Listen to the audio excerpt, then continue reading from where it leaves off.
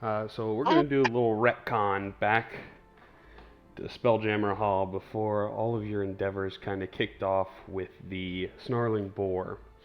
Uh, we last left off in the Spelljammer Hall when you all were in the dining room having a lovely meal. And you all took note of a character that was there playing her lute with a little white frog on her shoulder, black hair, and you all would have saw this young lady. And as she sort of catches your eyes, Bella, she's playing melodically, just playing, and she sees you, and it's just like one of her strings breaks, doing, and she stops and looks at you before hopping off the stage and running over to you. I can't believe you made it. Are you all right? I was so worried I had to leave you there. Yeah, I made it. I'm so glad. And by the looks of it, you fixed the thing that I left for you. Which would be your Planeswalker's amulet. Okay, I was drawing a blank. Um, I don't remember how it got fixed either. It was in the first session. You found the last piece,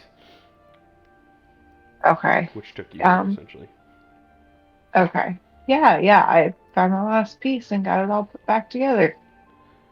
You know, the reason I was going to bring you here is because I was told that some of your family lives here. Commander Buzzkirk desperately wanted to speak to you about that, because I don't know who in particular, but I heard that they're here.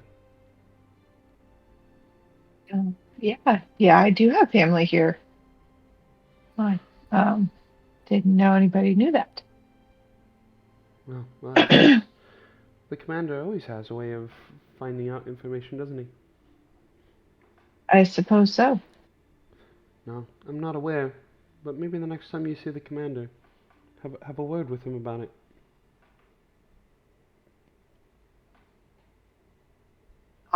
Yeah, I'll have to see what he needs or what he's looking for.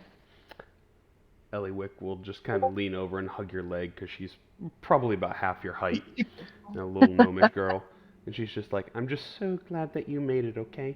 And if you ever need a friendly face around, I'm here for you.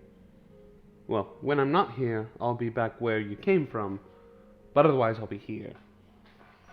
And maybe one day I can show you how to get back to your foster parents if you ever would like." Oh, well, thank you. You're welcome. And she'll smile before, I gotta finish off my set. Have a great evening. And she'll sort of smile Uh, to you. good luck. Thank you. Break a leg. She'll pull in the one broken string and reaffix it before starting to play. And as that sort of finishes off that scene, we'll cut back into you guys. Back into the miniverse in Mayberry. You guys have just finished fighting the leads of the Snarling Boar in Blarney and Blorg. You guys are still battered. It's midday. It's hot. You're tired and injured. It was nighttime. It was later in the evening.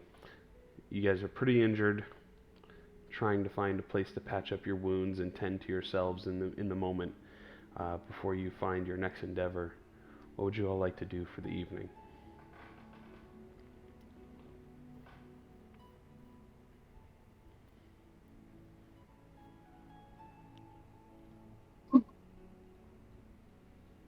Um,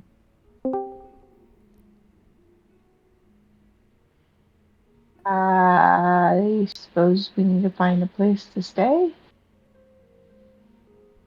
Although we're near where um that log cabin or the cabin in the woods, like where my foster mom used to live, right? You are not on that plane of existence. Oh, I thought we went You're to back that in the one. miniverse. Gotcha. All right, then yeah, I would just suggest to find a place to stay. Damn,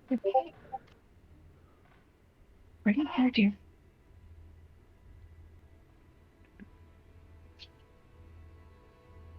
So, Barnaby, what are you doing during this moment after the combat here with these two people not from this plane easily enough to see?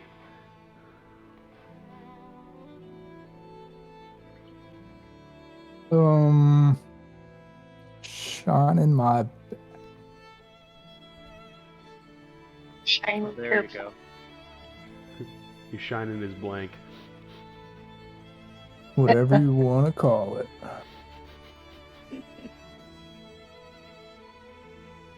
So you guys are currently in this larger estate. If I can find a picture of it for you all, the villa, the Snarling Boar's villa, in our gruesome battle scene that you guys had just finished, blood smears still on the ground where you all left them. You guys have dispelled the rune already within the storehouse.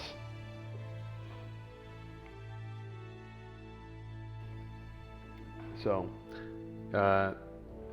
what would you guys like to do? I mean, this place is sort of yours. It's filled to the brim with foods and other sort of necessities for life. If you guys wanted to rest here, you'd probably assume it's pretty safe for the moment. But the choice is yours. It is a little bit later in the evening. Let me see if I can toggle the time of day on this guy here. Just darken it. So, there you are. What would you all like to do?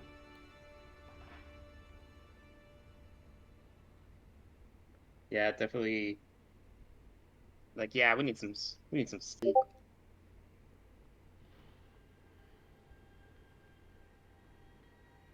Find some food, maybe.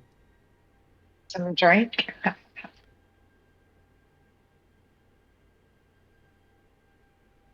You guys do know that the kitchen was fairly stocked with foods and beers and ales and whatnot, as they were kind of rationing it out to the other members here and the residents of this town.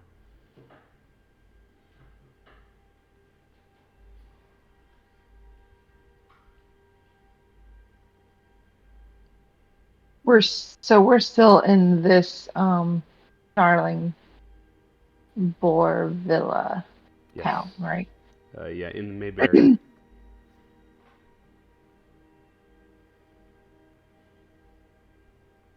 And did we already explore the area after we killed everyone?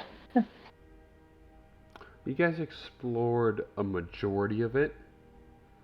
Uh, the only places you really didn't look at was the room of where they lived, the room they were sleeping, into the top right.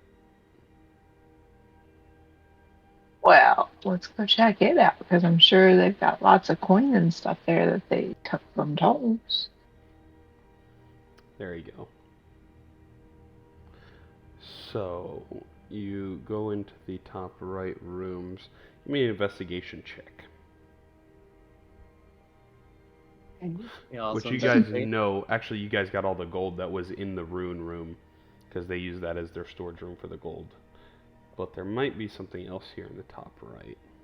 So Unless it's like so visible I trip over it.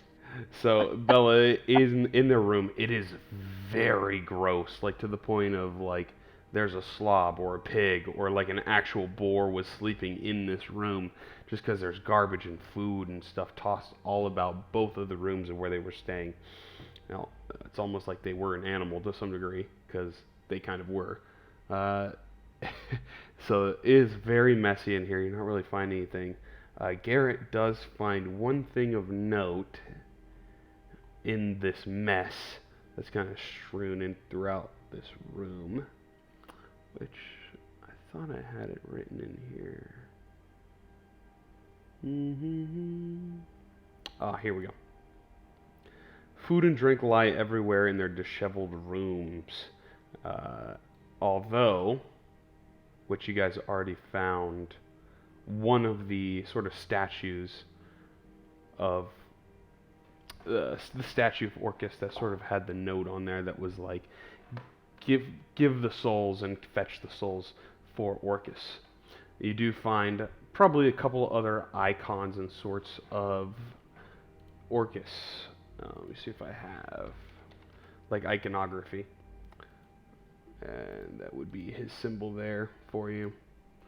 So you'd find a lot of these sort of, I don't know, kind of like a goat or a deer of some sort with these spiral horns in almost a very demonic fashion, strewn in some of the drawers. You'd probably have to search under some of the filth, but you find a lot more notes of that. Hmm. Like they were messing with demonic forces. Or they had some sort of tie to Orcus himself. Hmm. And I'm like, oh yeah, I see this pattern everywhere.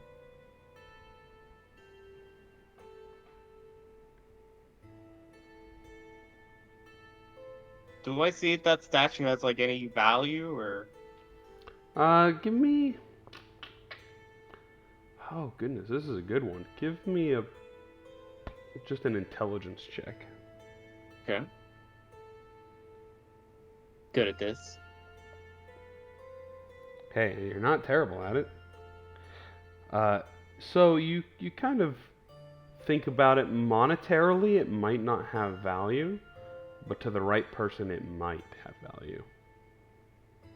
To someone who might believe in this sort of evil cult or demonic sort of visage, you know.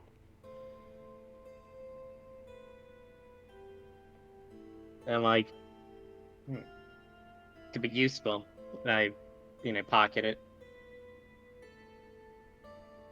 Okay. So you can write down you have the sort of statuette of Orcus in your inventory. Is that the same one Kenway picked up? This one wouldn't have a note. So you have the statuette. We'll say you picked up the iconography like a symbol, Garrett.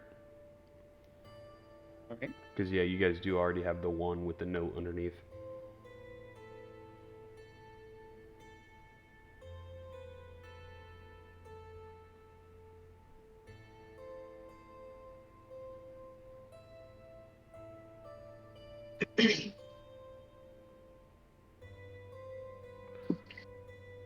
So you pocket that, Garrett. Is anyone else going to do anything?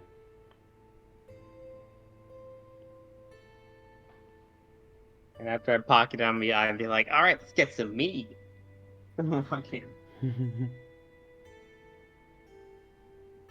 And I'm also kind of still banged up, so I'm kind of banged up with some blood and cuts. I'll look through the kitchen, see if I can find non-perishables. Okay. Like you're looking for things that might hold for a little bit longer. Because they don't have really good preservatives in this sort of island. So you search through the kitchen, you'd probably find a lot of breads and potatoes and grain. Not much meat, because that doesn't really save as well as some of the other things. And the things that you do find, they probably hold for maybe a week to two at most. Maybe rice a lot longer, but you have to actually cook the rice. You do find a couple of grain beers and ales within the kitchen, in the kitchenette and the other things in the area. A couple of vegetables, I would say, as well. Darker greens. Is there enough for 7 days of ration? I would say so, yeah. And then still have enough for the people? Yeah. Especially Alright, now that I'll there's grab- 2 less mouths to feed. Make that 3 because you sent your other buddy down south. I'll grab 7 and I'll grab the mead. I'm guessing there's not a table in the kitchen. I would say there would be. It's probably just everything's piled on top of it. Right. I will clear the table, set up a dining table, and then start working on a dinner. Okay.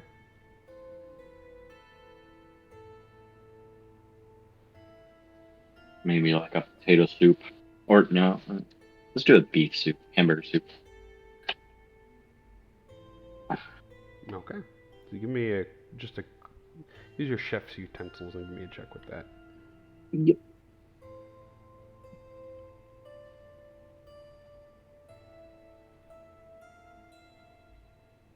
That's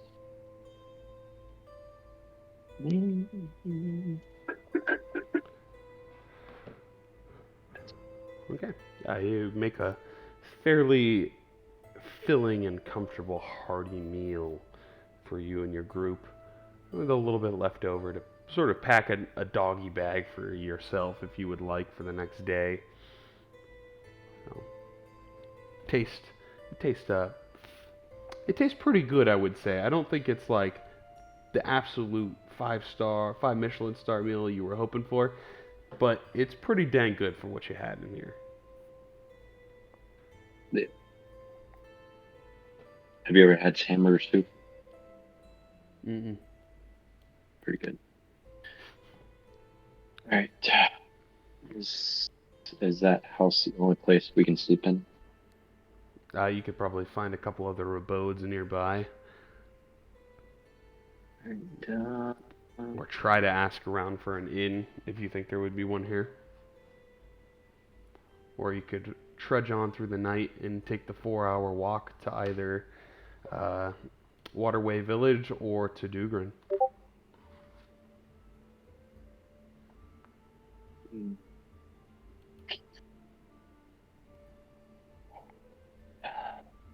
About 7. I'd say it's probably roughly around 6 to 7, yeah.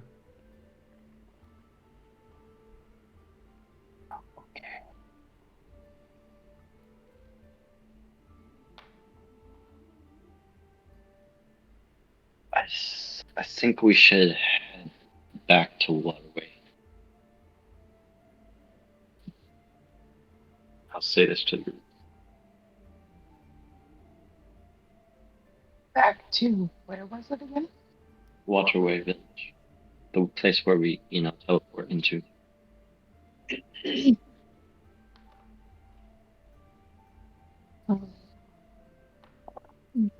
anyone have objections or any other? Let's do it. Okay. So you guys are going to try to make your way back to the Waterway Village and stay at the watering hole, essentially? Yes. Okay. Go ahead and give me a survival check for all of you. Y'all are a little banged up and you're taking the hike, 4-hour hike over to Waterway Village.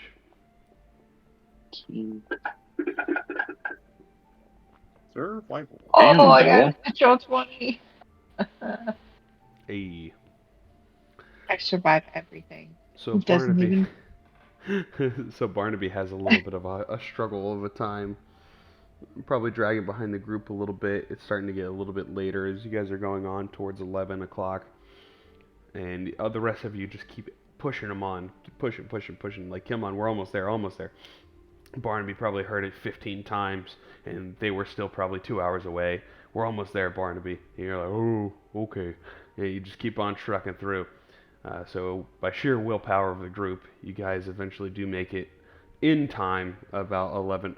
It's about 11 at night, so it took you roughly 4 hours due to not fully being slowed down as a group. It was quiet the whole way there for the most part.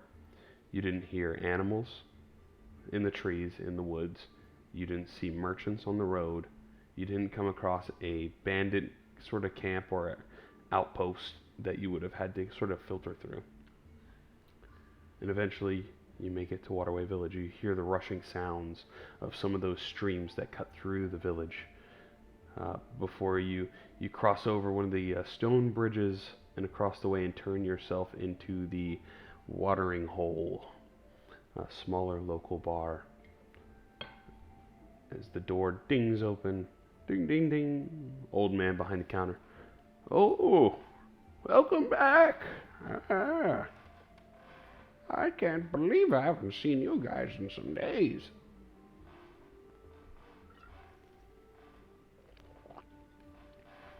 Yeah, it's been a while. You all looking for a place to stay or beer to drink? Both, please. I'll take a drink.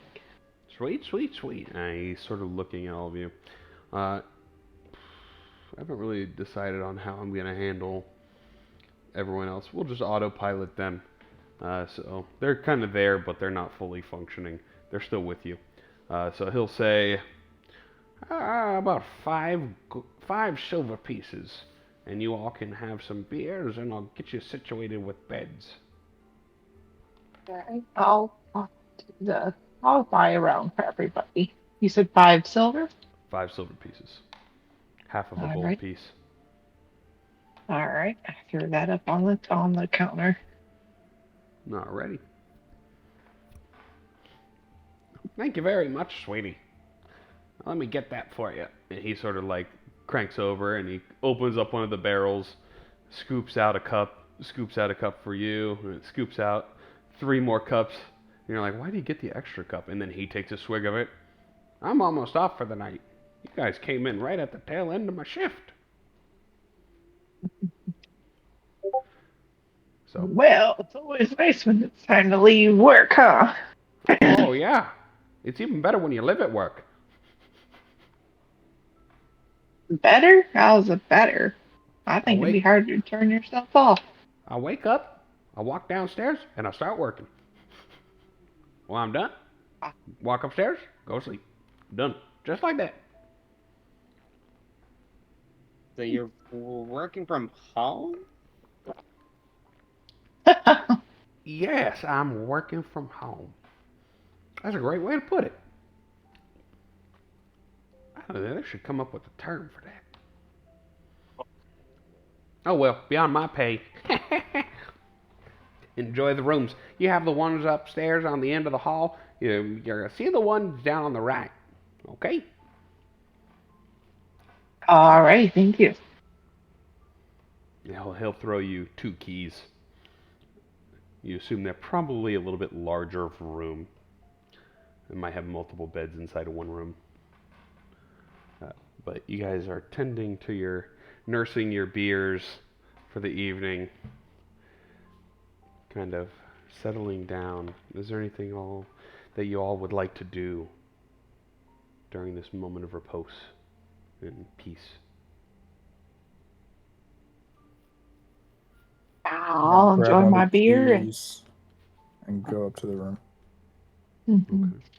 Bella, beer, room. Garrett? Yeah, kind of the same. I take my drink and then I'm like going to the bed that's probably bigger than I am. Definitely. And Edgar.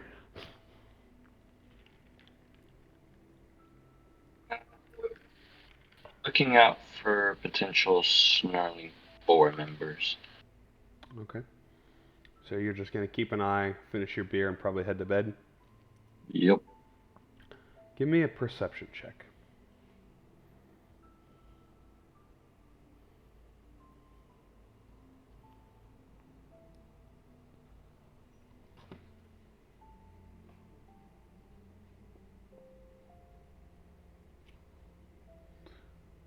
You sitting downstairs, one by one your compatriots start to head upstairs for bed. You're sitting there in the quiet, finishing your drink, just listening, watching. The room remains quiet as the sort of faint windows that we're letting in dim sort of lantern light on the outside starts to fade and get darker. I think it'd take a little bit of time before you'd feel comfortable that probably no one was on your tail.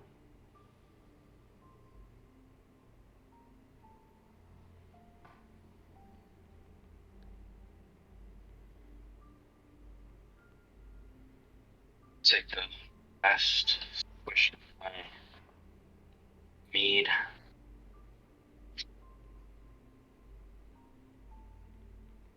Probably help the kitchen by just taking my mug to the kitchen so they don't have to worry about cleaning it back for me.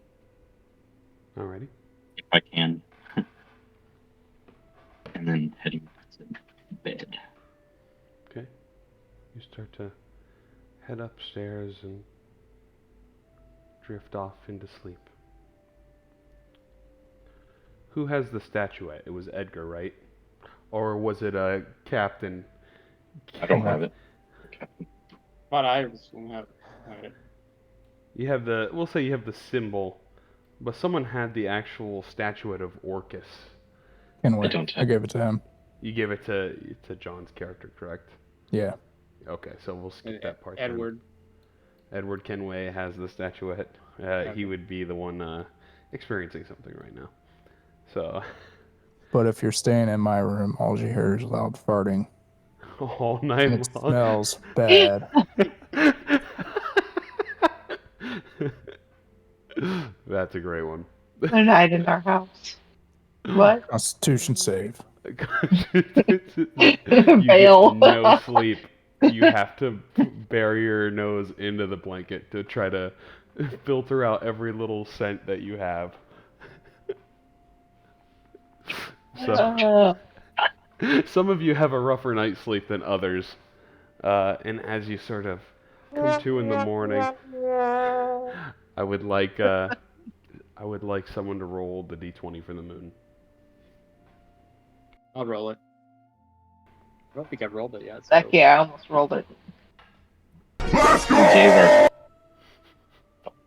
What was that? our Benny. Oh. Roll a d1, d13. E13? Yep. You have to type a special dice. Roll space d13. Okay.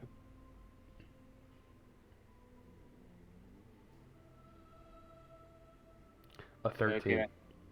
Okay. Wait, that worked? Yes, it did. Okay.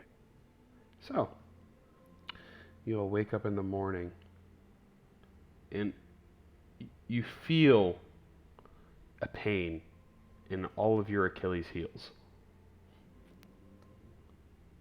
Roll a d13. All Again? creatures are vulnerable to the damage type rolled. A legendary resistance can be used to negate the double damage of one attack. The Moon of Achilles heel.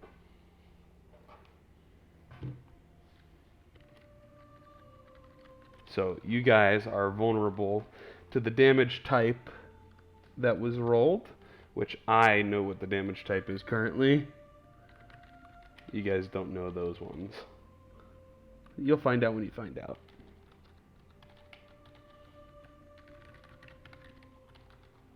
So everyone has like her own vulnerability, or Everyone has the same vulnerability to this damage type.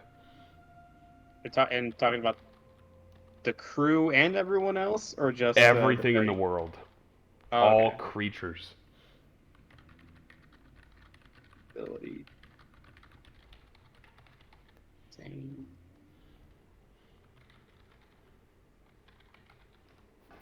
Could be really good or terrible. It could be terrible depending on what monster you're fighting.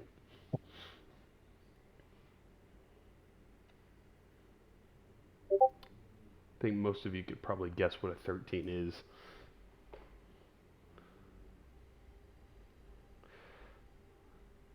Because it is in order from the weakest to the strongest damage types.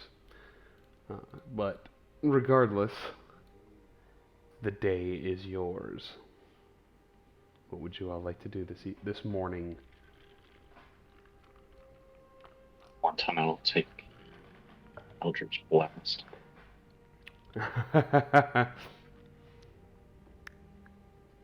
Okay. Is the old man working? You sort of come down the morning. He is like kind of, funnily enough, he's having himself a morning cap. You see him sort of scrubbing the bar, trying to clean up and prep breakfast for people, and you see him chugging a big old ale for himself.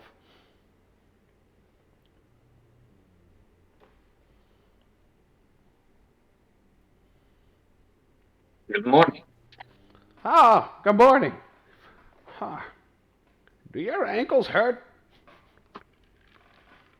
I thought I got a good run last night, but I guess not. Ah, what day is it? What day is it? I Tuesday? don't know. What is our calendar system? I don't think we have one. It's a calendar. I don't exactly. We're not the people of Dugrin. The Dugrin people are way more advanced than us, I guess. Oh well. It must mean that moon with the ankle is up in the air. The moon of the ankle. Uh-huh. Is it the moon looks like an ankle, or just? Oh, it has just a picture of an ankle on there. Maybe if you squint at it hard enough.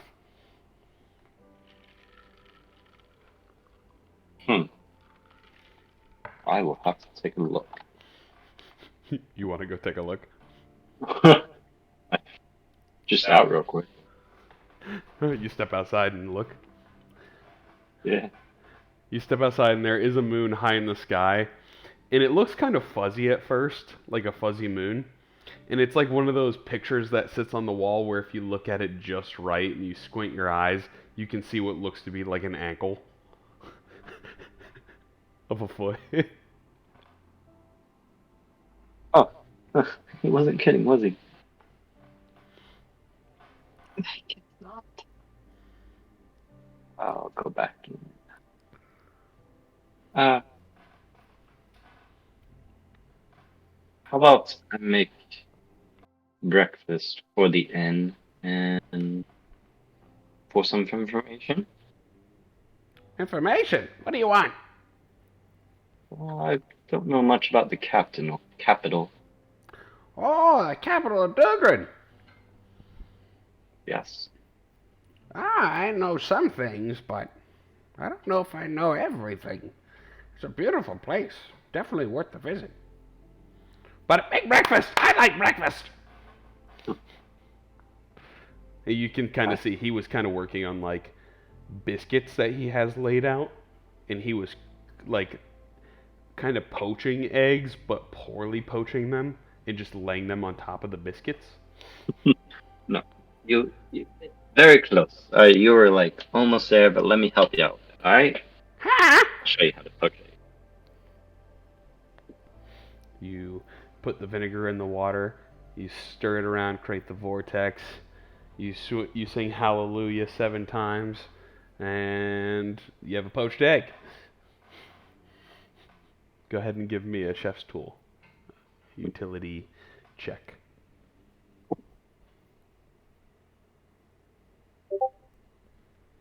It's gonna be like, what's that anime where his Oh, that's my first bad one.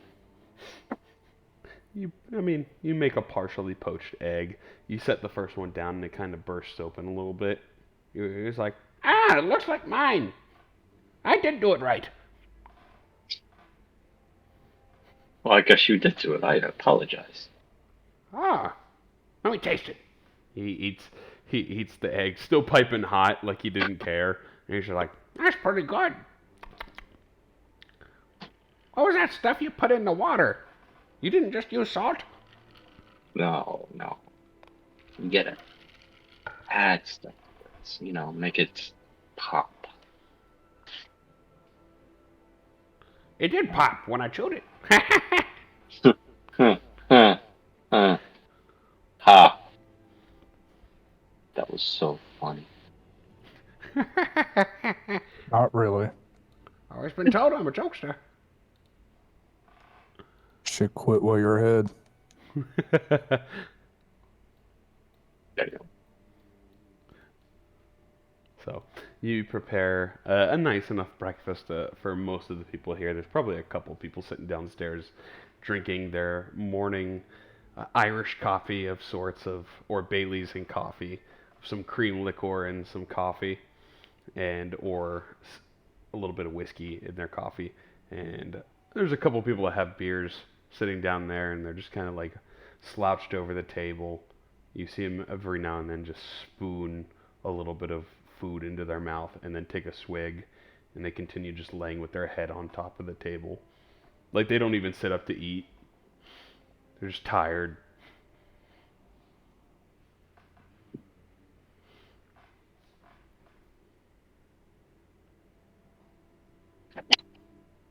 What information could you provide to us? Hey, you look at, well, what information do you need? Just, You're looking like who the king of the capital is? just overall, I've never been there, so I'm not sure exactly who to look for, who's in charge, what to do, Oh, what not to do. you have to go. It's a bigger city, probably about 500 people. And it's run by King Bartrand. King Bartrand. He has royal guards, numbering probably about 20, if I remember last time.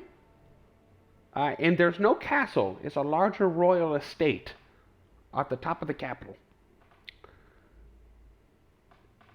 He currently has one big rule for outsiders and for insiders, in that magic is not allowed unless it is by a trusted and approved individual appointed by the king himself. And as far as I know, I think there's only ever been one person granted. Oh, two, I think. Yeah, maybe two. I don't know. You have to check in with him.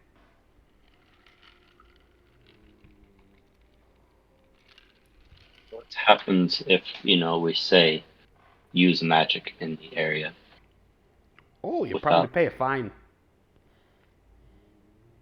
It's not too terrible. I think it's like 100 gold pieces.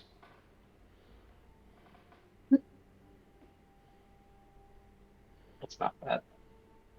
Per Better than- instance.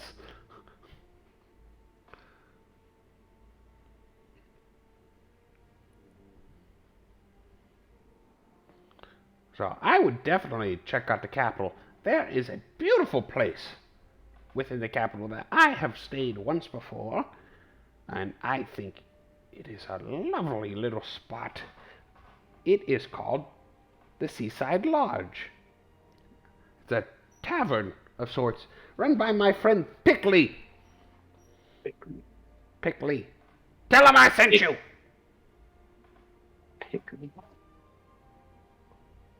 Pickley. Like called the Seaside Bar? Seaside Lodge. Lodge. And guess where it's at? It's on the seaside. Woohoo! Imagine that. Yeah.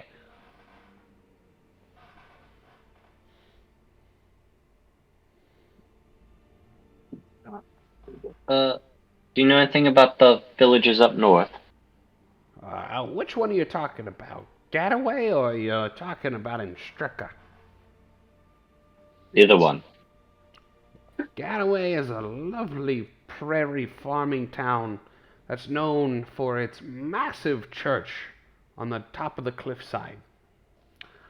And Stricka is a sprawling sort of town that has a lot of communion and a lot of compound. It has one big compound, I should say, where people are sort of living together. It kind of rings the bell of like a cult and or a sort of homeless shelter, like where all the people would live together. And Stricka is kind of the end of the road for a lot of people. It's also the lowest point on the island. Because if you guys went to the edge of the island and a lot of these other places, they're kind of like elevated cliffs. But in Stricka is one of the ones that kind of dips down lower towards the actual water itself.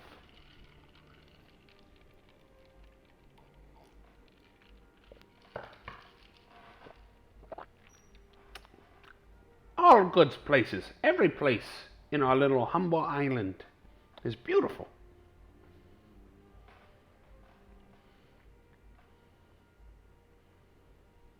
Say anything.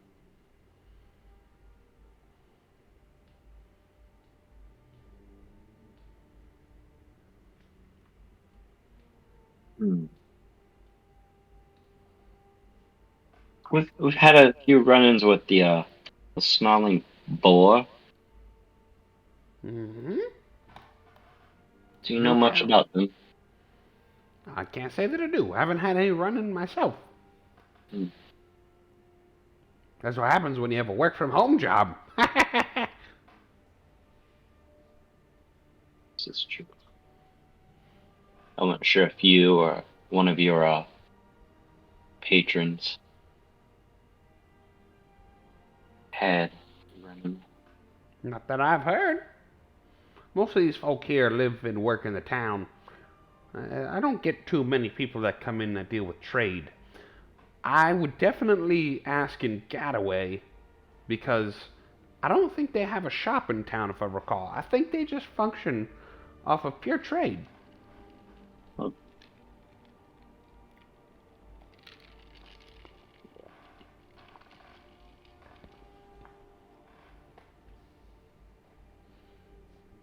Well, that sounds great. Thank you for your help. Not a problem. Thanks for breakfast. Of course. Take care of yourself. You too. I'll see you soon. So, So where would you guys like to go? uh, You guys can go to the capital, you can go to Gataway, you can go to Instriga, wherever you would like to go. There's mysteries abound everywhere. You still haven't found the reason why you're stuck here. Why your amulets won't let you come home yet.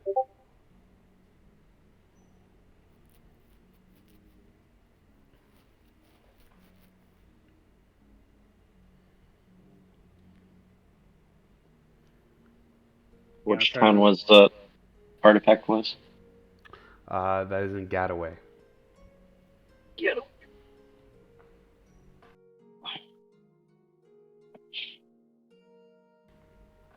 It's requested from the priest of the big church.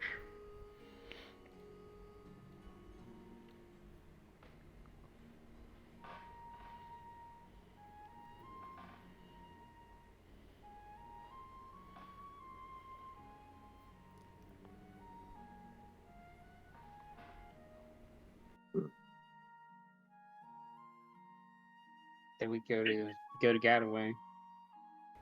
Galloway. Is it Gataway or Galloway? Gataway. It's a T. Okay. So y'all are gonna head that way?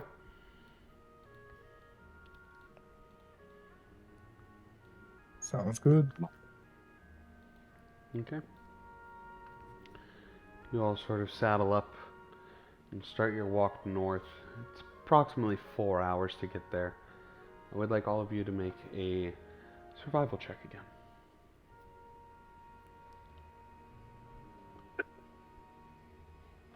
It's a good roll. Good roll. Good roll. Great roll. No random encounter needed. You guys sort of walking along the trail. The wind's blowing through the trees. You'd probably pass by a handful of merchants on your way there. A lot of people that seemingly are carrying vegetables and grains and other sort of goods north and south. Some people might be following behind you. Some of them might be ahead of you. You'd probably cross paths with a couple other individuals traveling the roads as well. But as you're sort of feeling the wind blow through the trees and you hear the faint caw of seagulls like off on the east side, you probably hear some softer birds and other things tweeting from the west to you as you're walking through this sort of serene park walkway. It's like almost down this road that was created here for you, this gravel road, and it's covered by treetops so you're not feeling the burn of the sun. It's just kind of a nice little scenic walkway over towards Gataway. When you get to Gataway, the village of Gataway is a small cliffside village on the east side of the Miniverse Kingdom. It has approximately 30 residents with a church on the top of a cliff that overlooks the ocean. Many fields of grain grow around the village as it appears to look very prairie-like in appearance. On the edge of one of the roadsides, as you sort of are coming in, there is a larger wooden building that stands. It's called the Cozy Cottage. It sort of acts as like a traveler's haven for stopping and having a drink and resting for the evening on the road out. You'd probably see a couple of carriages and horses parked up on the outside of this cozy cottage. So let me go ahead and show you what Gataway looks like. Nice. And on the sort of peak of the hill overlooking the town, there is a large spired church that overlooks the ocean.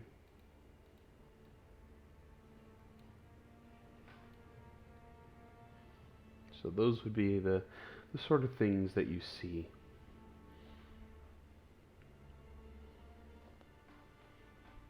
In this very serene and peaceful kind of town. It doesn't seem like there's a lot happening. You can probably hear the waves rolling in, which actually, I want everyone to give me a perception check.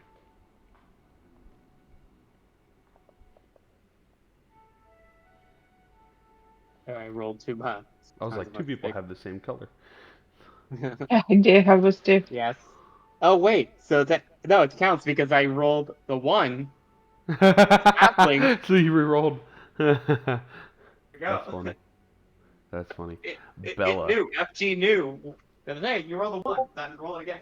You can't. There is a keyword for halflings called lucky that you can apply to yourself, and it'll automatically roll, I think. But Bella, you are the only one that notes the waves are not rolling into the cliffside. They kind of seem to be heading north of you. And it's almost like they're not waves. It's almost... It's like a drag effect. And you see a wake kind of being created from behind, per se. It's not really waves.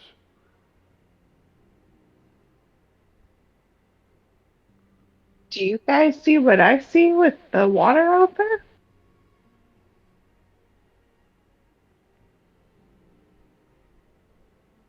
Yeah, I'm looking at the water. Bella, after pointing it out, all of you do see it kind of does look like a wake is being created. Like there's something out there creating that? Out there might not be the best word.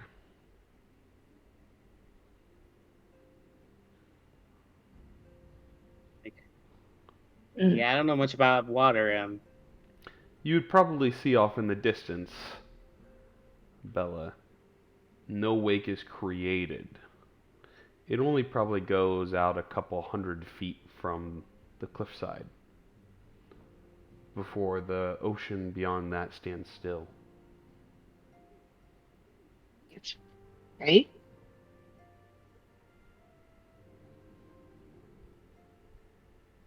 Like an illusion? Not necessarily. Maybe it is. Maybe it's a barrier that's moving. A moving barrier? It's kind of hard to tell from this position.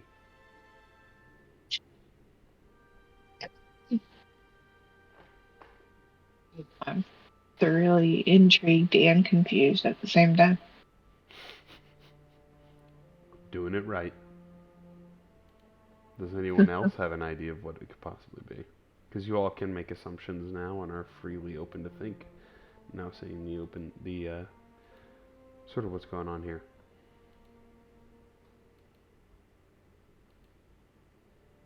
a drop off of sorts? So I'm trying to like say this in a Does certain it look way like that... though? Go ahead, Yeah. go ahead. So it looks like the wake's away from the island. The wake is sort of occurring perpendicular to the island. So it's not natural. So you know how like when a boat is moving and the wake comes behind it, you can tell where the boat The came island from? is moving. The island is moving. Correct.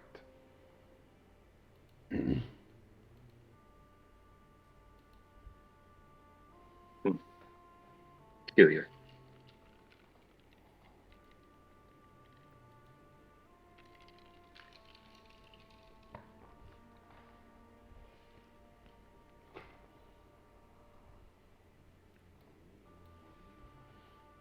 Hey guys, the island's moving. Wait, whoa. How can an island move? We're not in the person. As you sort of say that, it's almost like the brakes have been hit. And you see the wake kind of stop on the edge, and you guys feel the sudden shunt forward. Like the brakes of the car being hit again. And you see that the ocean is standing still. No wake created any longer. Hmm.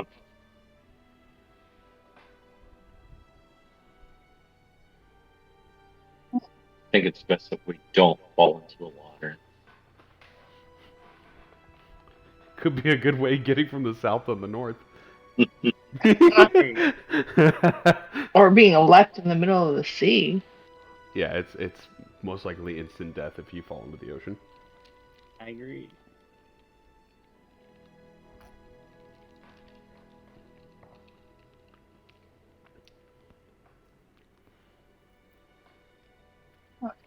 What do we do next? Church. The father that gave us the Looking for assistance. that request. Okay. Giver. So, you guys make your way up the hill before you meet that large church. Let me open that back up. So you guys make your way up the hill before meeting that large church that overlooks the ocean. The church is rarely visited due to a lot of new inhabitants in your experience of the island not being as religious. As you sort of make your way within the indoors of the church, you see a single man standing on the far edge of the church behind a pedestal, kind of bowing his head in prayer. You'd hear him kind of humming.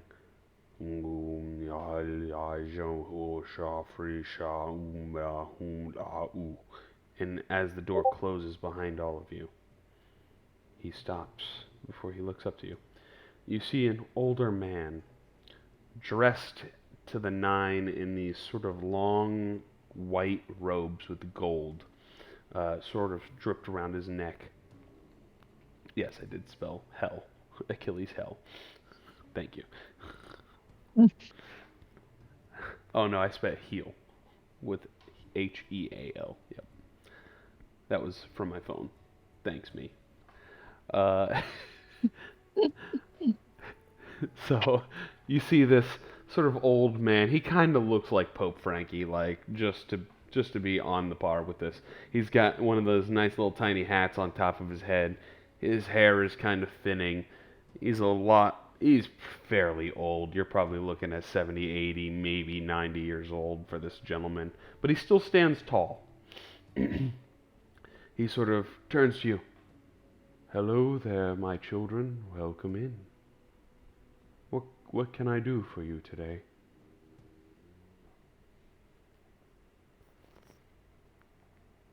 Well, first of all, tell us why the island is moving or how? The island is moving. What? You sort of see him like a spry kick into his step, and he kind of shakes. As a child, I was always told that the current was just strong. Okay, then what causes the current to be so strong? I don't know. I don't study the oceans. He kind of looks perplexed as he's holding like a Bible in his hand. Effectively, it's like the equivalent of a Bible. It's perplexing.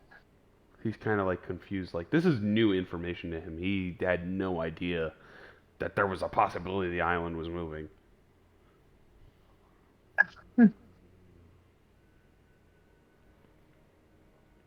You all are some strange folk. I see what's going on here. What do you see, young man? That sea. Point outside at the ocean. He turns and he looks outside. Is there a window or something in here? He's trying to find a window.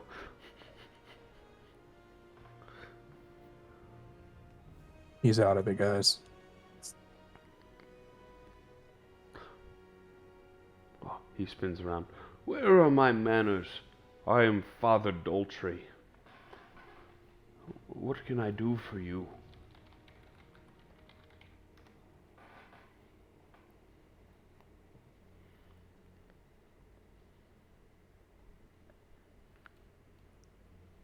What do we need, guys?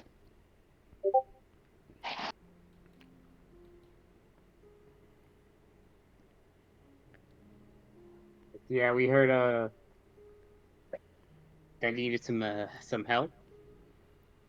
Oh, my prayers have been heard. You have come to help me? Yeah. I knew my prayer wouldn't fall on deaf ears. Oh. Well, you see, not too far from here, in the woods to the west, lies a dilapidated church that stood still in time for some centuries, maybe longer, who knows.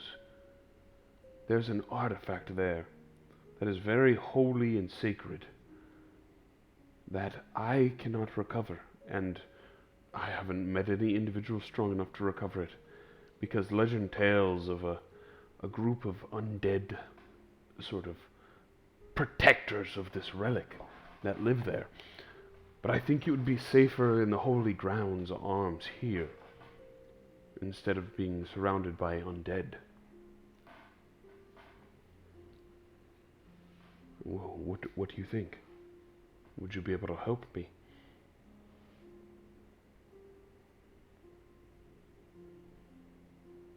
Do I believe that that he cannot retrieve this? Give me an insight check.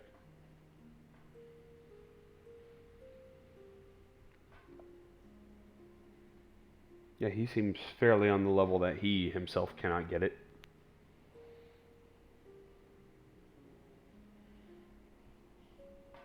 Oh, what you're is this? certain. Sorry. Oh, go ahead, Edgar. I was just gonna. How certain are you that the undead can't reach it here? Well, this is a holy ground. I believe the dilapidated church is no longer a holy ground, and that is why they have been able to set up there. And here, this is hallowed land. They cannot come here.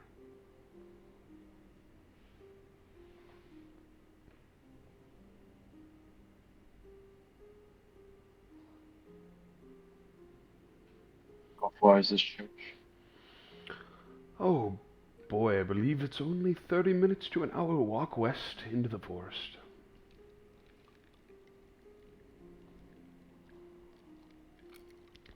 Maybe for an old whippersnapper like me, 2 hours.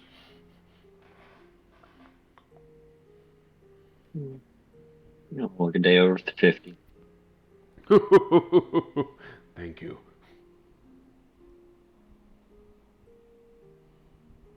How many undead are we talking?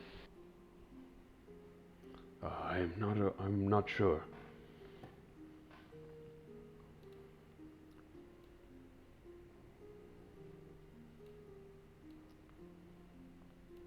I myself have not been.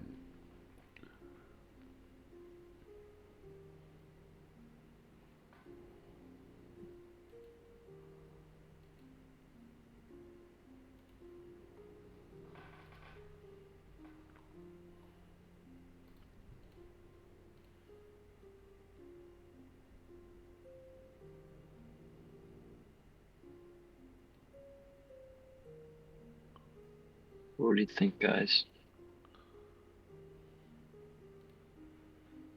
Kill him. Oh God, what did I do? No, I'm just kidding.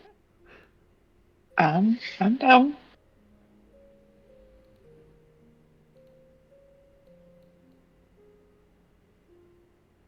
And I'm interested in this artifact, so yeah, let's do it. Okay.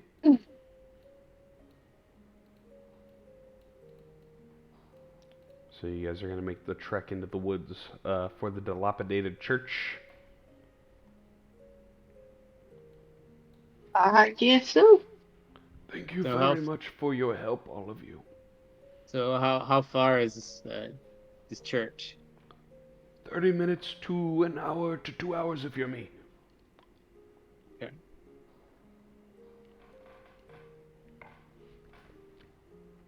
He measures time in bowel movements. It's roughly 2 bowel movements for him to get there.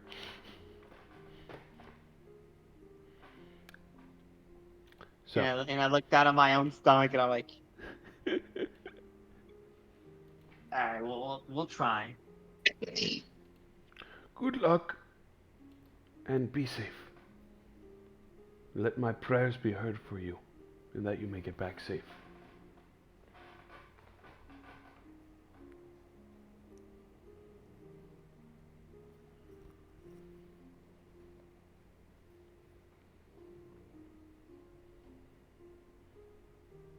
So, everyone, are you all gonna make your trek there, or what are you gonna do?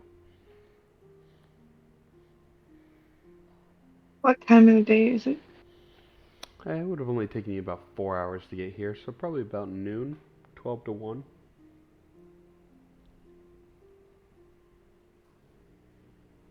Okay, should we take off now or should we like rest up the rest of today and take off in the morning?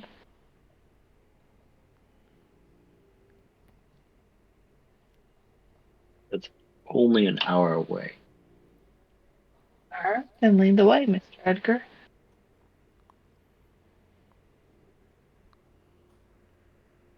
As you sort of start to leave, he's just like, due west, just go straight west off the road. You'll be there. Due west. Due west. Okay, well, I guess we'll be back, Father. I look forward to your return.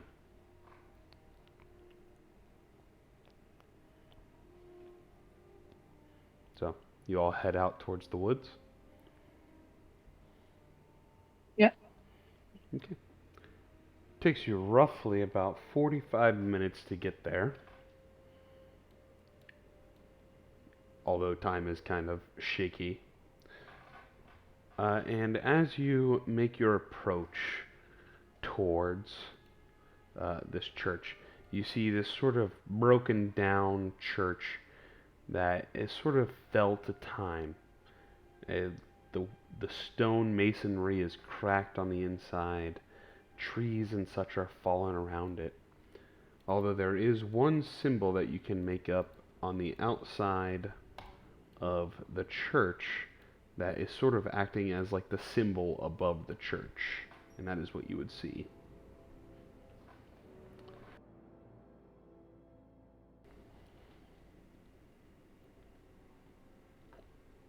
Shit. Did we ask what we were looking for? Or exactly what it looks like? Nope. You'll figure it out, you know. There's probably only one super powerful artifact in here. Come on. Okay.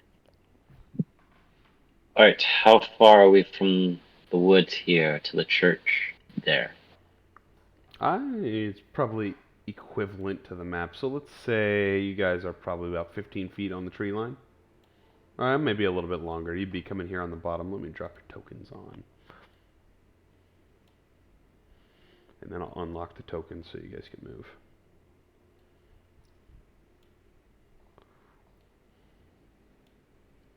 Unlock tokens. Good to go. So you guys are roughly 60 feet away from the door. 45, 50 we maybe. should go in now. Why not? I think FBI, we should open give up. it an hour to see what may be around. Okay. That's We just don't my. have an hour. I think we have an hour.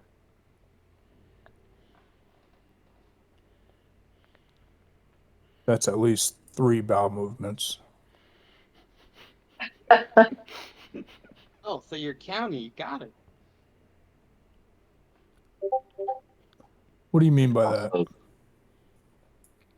And I'm like, I don't know. Do you feel some boom in your gut? It's gonna be a boom in your face. Oh, boom in his face. You gonna go boom boom in his face. We call that a Boom, mini boom in burst your steamer face. around here. okay, well, I say we give it an hour. We have 2 scouts with us. As long as one doesn't decide to start fighting whatever she sees.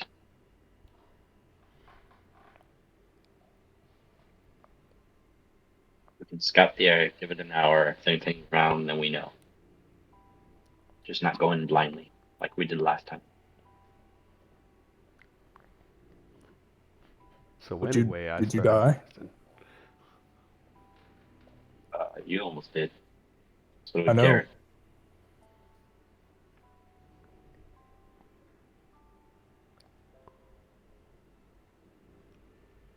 That's just my thought.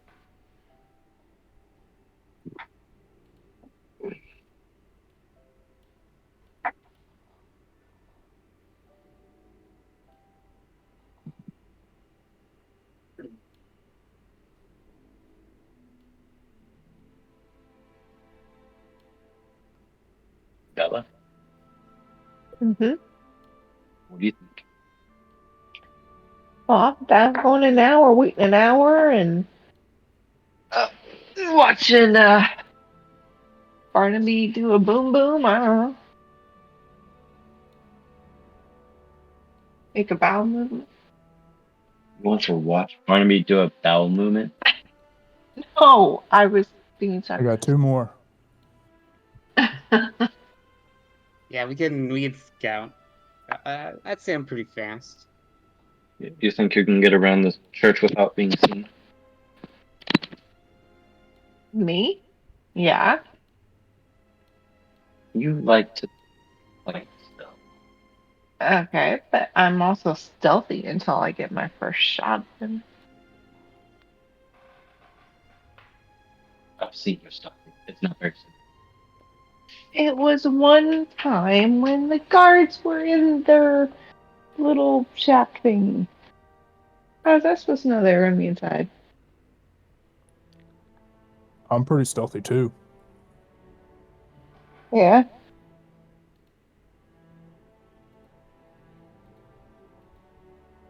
You and your big boomstick. Are you looking at my boomstick?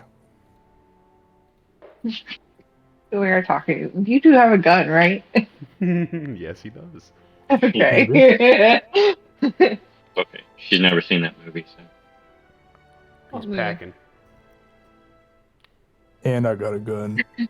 He's. Yeah. I'm just I'm smoking. gonna go into the woods a little further Okay. so they can't find me. Okay. right now we're outside, right outside the church. Correct. Which this would technically be the east side, but we'll just keep orientation as is, because I forgot that I can turn it. So yeah, I'm gonna move out quietly. Do we see any creatures, any humanoid, any? That's a good question. Give me a perception check.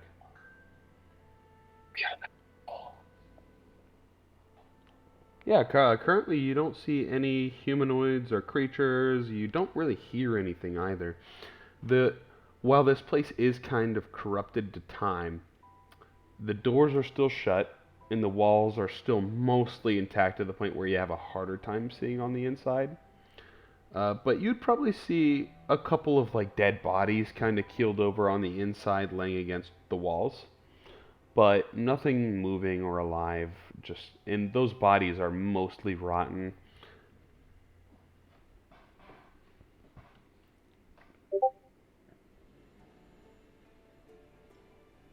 So I'm just gonna try and scout ahead quietly. Okay.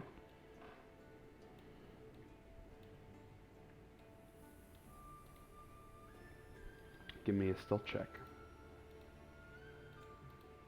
Wait, over here to this building stealthily and try to check it out. Okay. Give me a stealth check as Me well. too. Give me a stealth check, Barnaby. Boom. Oh, natural 20. In your face, Edgar. Dunk, dunk, dunk, dunk, dunk. So Barnaby is flanking around the right side. Find a Garrett's small going up the street to hide center. behind. You stand behind the tiny twig tree as the big hippo. Bella, you going around the left side there. I was going to say west, but we'll say the left. You don't feel like any of you have been seen. Do I see anything in this little building here? In this building, you sort of look in, and they would probably have crypts that are opened up currently. The crypts looking in are empty. So there's nothing of value in here. Or nothing of unvalue. What's that mean? There's also nothing of no value in there. There's just nothing. Yeah, it's kind of empty. Okay. On to the church. So you guys are gonna start to make your way inside here, Oh. or just Bella? Bella, you kind of before you is a shattered window that looks like you could easily just cross over. You'd probably have to dodge one larger piece of glass, but I mean, it's easy enough to the point where you can do it in your sleep. Okay. I kind of look around inside, and then if it's clear, I'm going to go ahead and get in. Give me a perception check. This is a good testament. You probably notice a couple bone piles within this church. There is also a couple of rotting and decaying bodies. One is sitting in one of the pews, one is leaned against the wall, and one is on the far right side of the church. But apart from that, you don't really see anything else. This place just kind of looks decayed to time. It has a big split down the middle of it where sort of branches and trees are starting to grow through. It seems like it's a wreck. You find it kind of hard to believe that there's anything of value in here. Also, the fact that there doesn't seem to be any commotion.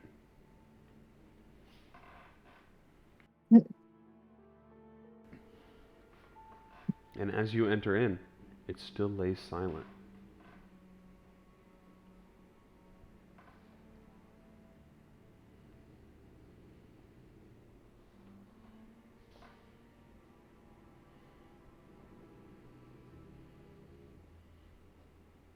So is this a window here?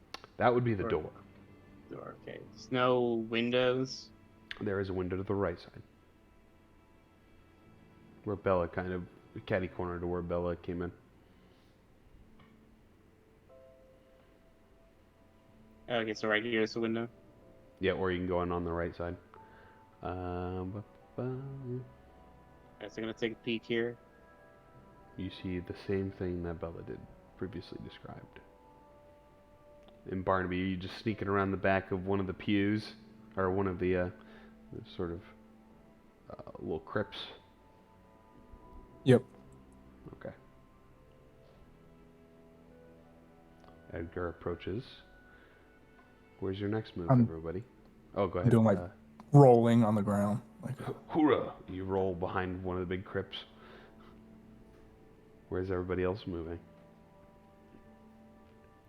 So I am peeking and kind of taking a better view of the inside church. And do I see anything that could potentially look like said artifact? Give me a perception check.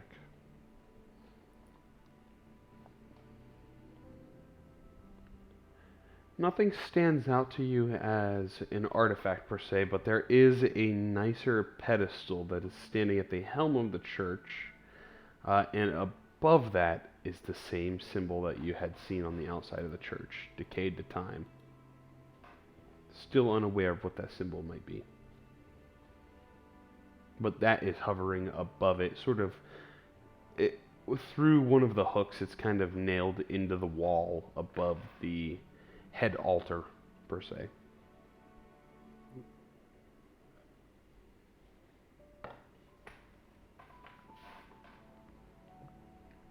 It's the first body. What is it? So where's the first skeleton? The body. first one would be 10 feet ahead of Bella. There's a pile of bones.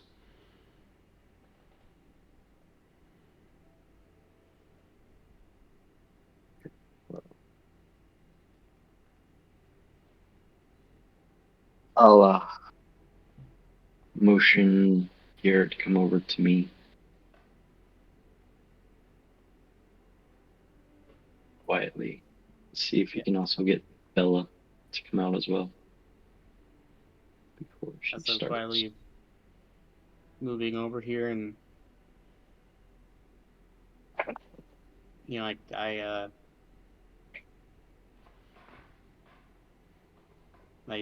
quietly signal over to Bella. Okay. Get Bella, back here for a minute. You're signaling for me to come back? Yes. Is that back out the way?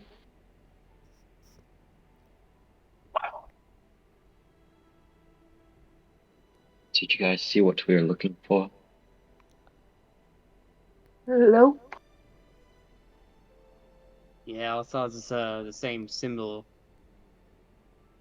outside the church. Seems to be You a found the pedestal symbol. thing. Yeah. How far? Seems to be the other side of the room.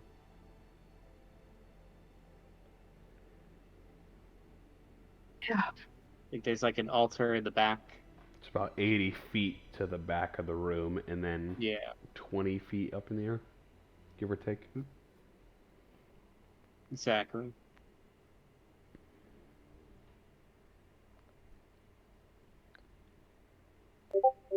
I think I can get back there.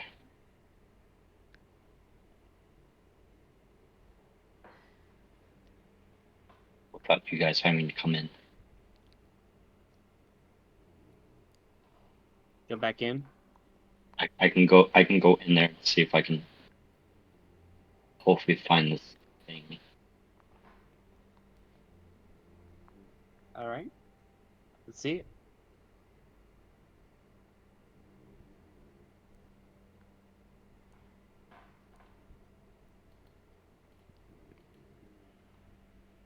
guys, you find anything? Go tell them I have a plan and just you guys be lookouts out here. Garrett. So I'm quietly moving back to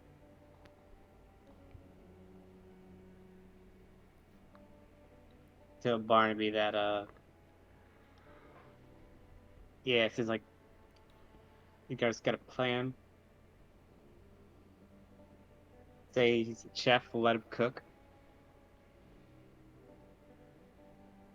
Let him cook. Nice. Now I'm gonna quietly come over here and kind of keep watch the window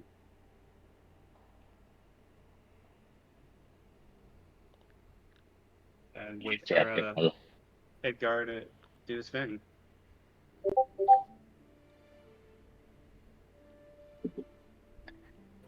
I need you to keep an eye out outside, Bella. Okay.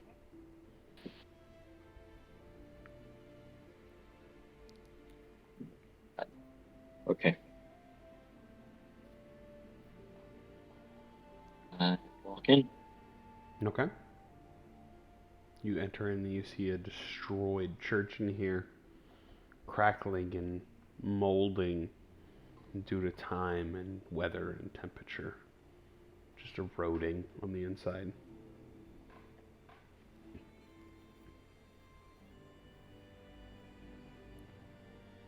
Probably see a couple piles of bones to the left and the right, and a couple decaying bodies of someone that might have died here due to time or famine or whatnot.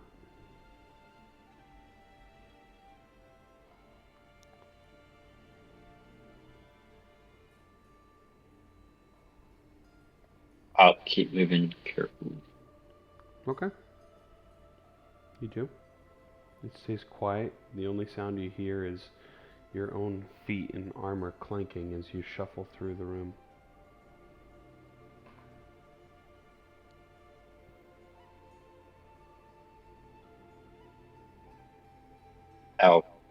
I motion to the outside. Stay outside.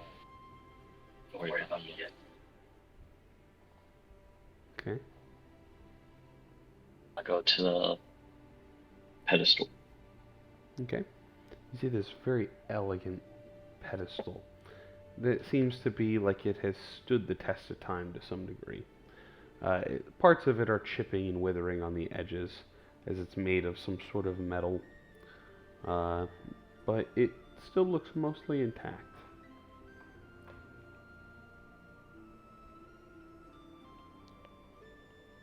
Alright, I'll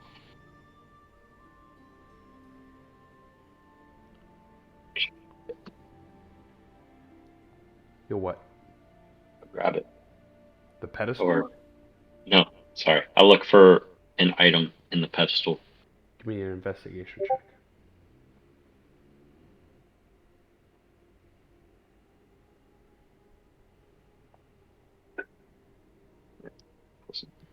You're looking around the pedestal. You're not seeing any items of particular. You're just not really seeing anything at the moment. To the front of the pedestal. In the front of the pedestal, Yes. you just sort of look around. Nothing seems flush or notable on the outside of the front of the pedestal to you. Front.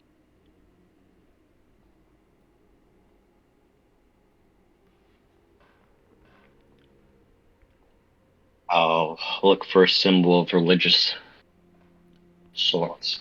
Religious iconography. Yep. You do see the same symbol is above the pedestal hanging. How high? It's about 20 feet. No. Okay. This is gonna be fun.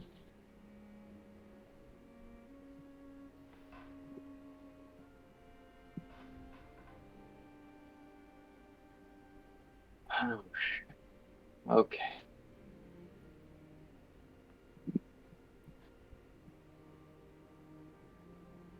I will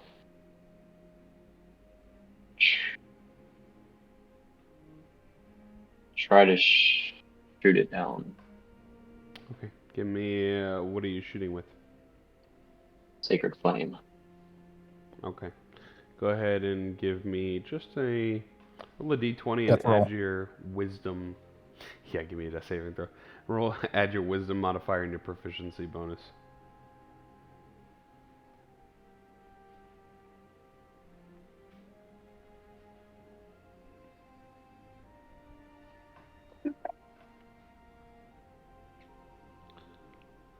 As you hit the, you cast your spell, your Sacred Flame, it sort of erupts right in the center of the symbol, and you hear a quick depression,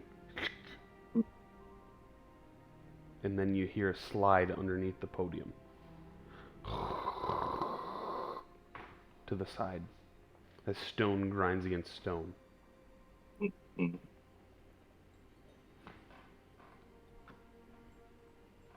I'm guessing something opened. Underneath the pedestal is where you would have heard the sound. Oh, underneath. Like a door. Okay.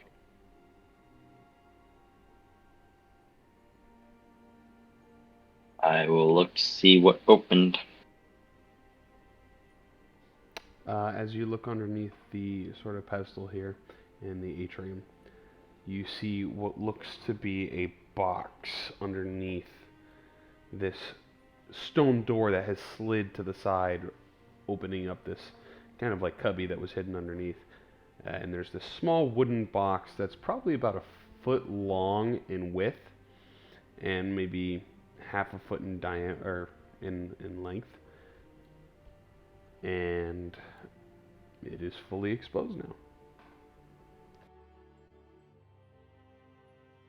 Is it big enough to carry? Or small enough? Yeah, it's easy enough to pick up and carry. Okay. Before I do that, I cast protection for any evil good on myself and pick it up. Okay. Yeah, you cast the spell on yourself, you pick it up, and the box is yours. Do you open it at all?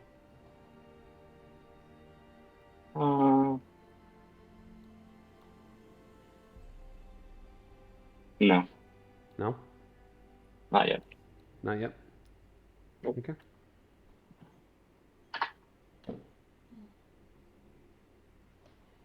I will walk out to the front of the church. As you take one step with the box, you hear There we go. That's what I was waiting for. all of the zombies and undead that were resting within this place snap to life within a moment. And one of the individuals you didn't note behind one of the sort of structures in the back of the church also stands up wearing shawls and a larger sort of set of cloaks and whatnot. They look to be a little bit stronger of an undead creature, sort of rises behind you. Let me just go ahead and pop all these guys on the map real quick, and then we're going to roll for initiative. As you all see approximately 7 undead figures within this place.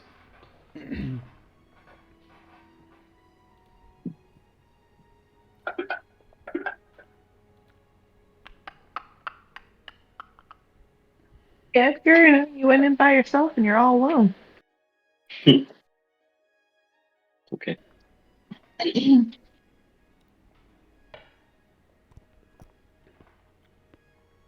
All right, Belle, you're first off, though. So you see this guy right in front of you just... You see the bones clanking as he sort of stands up real quick and forms, and he's holding a bow in his arms. If I 10, I will.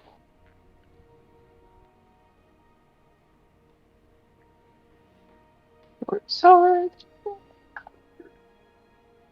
That is a critical hit. Natural 20. Let's go!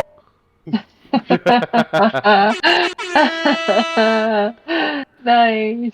10 damage on the first hit. It is heavy damage. He's looking near death's door off the first slice.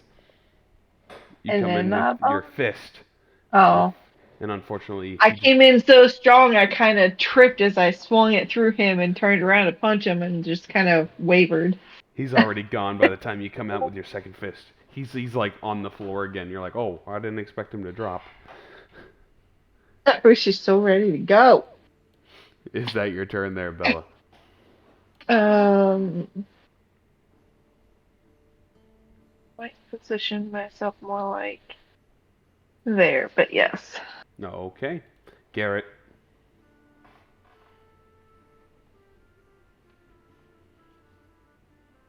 All right. So I see going on and decide to quietly get in. Okay. So are these like how tall are these, like benches or logs? These Like, are like like they're pews, so they're probably about I think like 2.5 feet. I think is what most pews are. okay.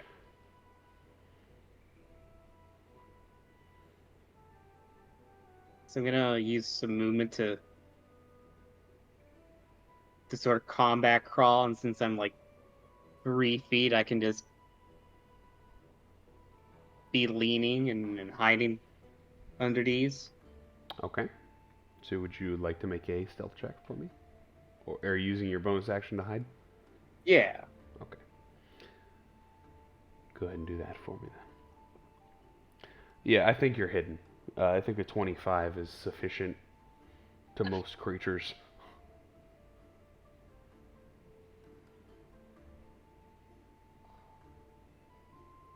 Holy Yeah, cow, that's a lot of damage. So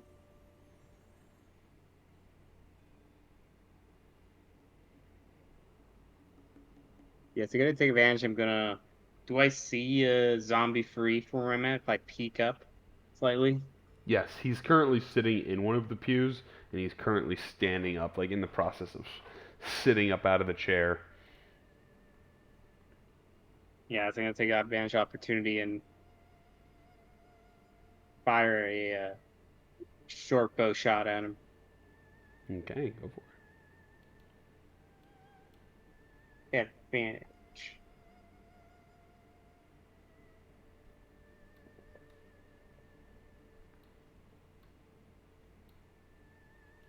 That hits, and you get sneak attack. Neat.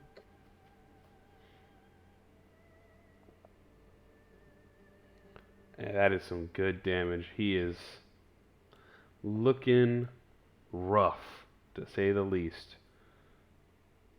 Ah, he's not even bloody yet. He was the beefiest of the zombies. Holy cow.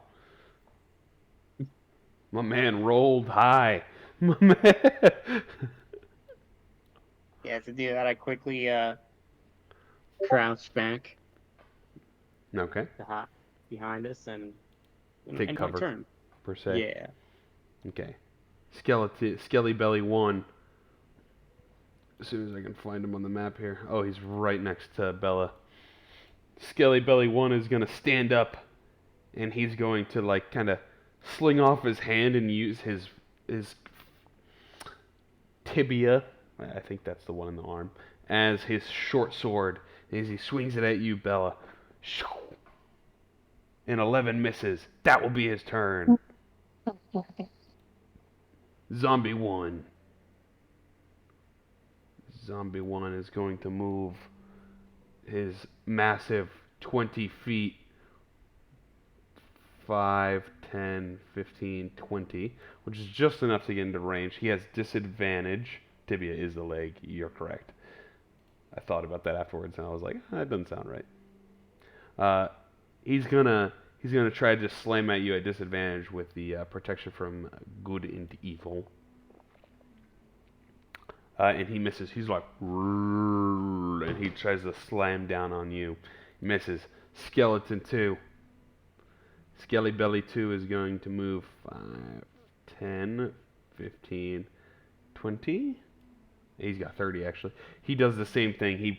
He throws down and he rips off his hand and he has his radius in his ulna and he tries to just stab it into you there, Garrett. So he's gonna make a attack at you with his quote unquote short sword. A 14 hits. Meh. As he shanks it into you, you take a whopping 4 damage. Edgar. And I do feel like I'm like, oh, and I'm like, oh, this didn't hurt that bad. You're welcome. I'll move right here. My red cross symbol will start glowing. I'll say, enough. I'll use Turn Undead as my channel divinity. No, okay. Channel Divinity.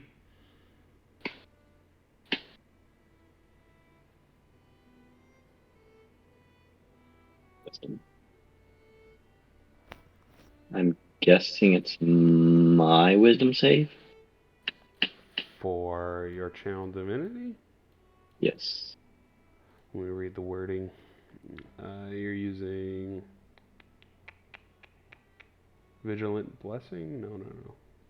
No, Turn Undead. Turn Undead. Okay. They make a Wisdom save against yours. Your DC.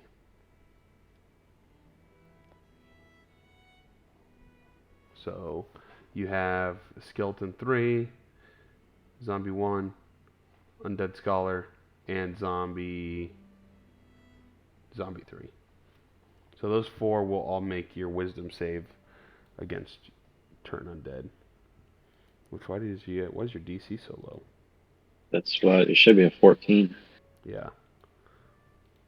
It's because you don't have Wisdom plus ability. That makes it lower. There it goes. Yeah, I had to turn it to Wiz for the stat. There you go. Alright. Go ahead and roll it for him. All 4? Or is 3 out of the way? I'll give it to all of them. Alright. You got Turn Undead right now, not Destroy Undead. Just Turn. Yep. You do get destroyed eventually.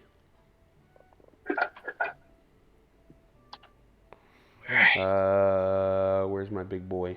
Big boy succeeds is all that matters. So Zombie 1 and Skeleton 3 are turned. Zombie 1 just happens to be next to you. Frightened. Which And they then will move Zombie away 3? on their action, on their turn. Zombie... Skeleton 3 and Zombie 1. Alright, that should work. Now, neither one of them can take reactions. And they have to move away from you. That is correct. Yep. Okay, pretty good. Walk away. Although the big boy is looking at you. He's just like... Oh.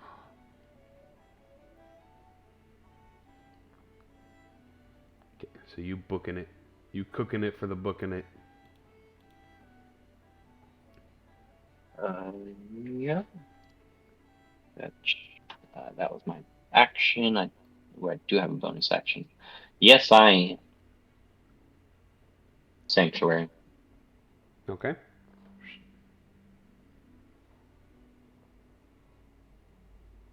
That'll do it. No, okay. Barnaby. Okay. Is that a hole? We'll say, yeah, that's a hole.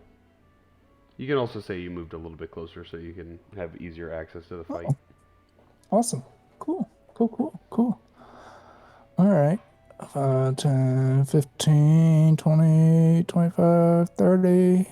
I also tell them which ones are turned so they don't attack them. Which ones? Don't touch what?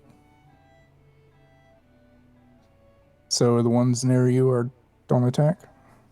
Zombie 1 and Skeleton 3. Okay. Then I will help Garrett attack Zombie 2 with a shotgun.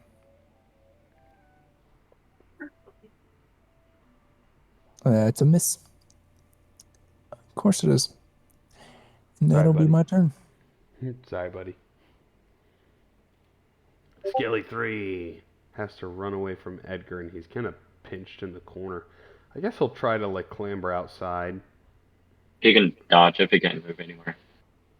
He can move though. He'll clamber outside and try to leave. And as he does leave, you'll see him exit the church, and then you'll just hear, and the bones fall and collapse on the ground, and he is de-animated. So that will be, that skeleton is now out of combat. Zombie 2. 5, 10, 15 is going to move up to you. Disadvantage due to protection from evil and good. Slam. You also have Sanctuary, so he's going to make a Wisdom save. He'll probably fail this too. Yeah, he fails. So he runs up to you and he goes. He just stares at you and he's just kind of confused. So that will be his turn. Undead Scholar. The Undead Scholar, he moves 5, 10, 15, 20, and he opens his eyes wide at you there, Edgar, and he glares at you. And you are currently immune to frighten from undead due to your spell. So that will be his turn, because he is not in range for his other attack. Zombie 3 has to... Where is he be? Oh, he's over here. He's going to see Barnaby, and he just got blasted by a short dude. And Edgar has something else. I think he'd go for Edgar. 5, 10, 15, 20. Just based off of what the zombie knows. So, Wisdom save. He'll fail. No, he didn't. Disadvantage attack.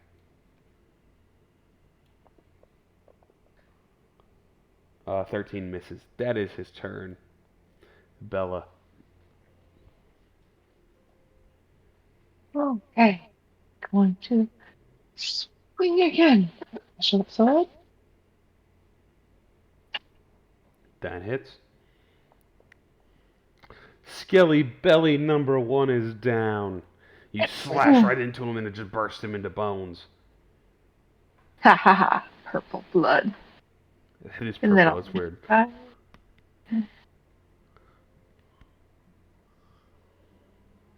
30. Bella's Do I getting have drunk. You do get 30 or advantage. 40? I think you have 40 as a monk. Alright, You we're have going to go unarmed right to movement. advantage. You do got 40. Advantage. Unarmed strike on the second. That is a hit. Die, zombies, die! 5 damages. Yeah, that's my turn. Alrighty. Garrett. Yes, I see that's a go attack, so I'm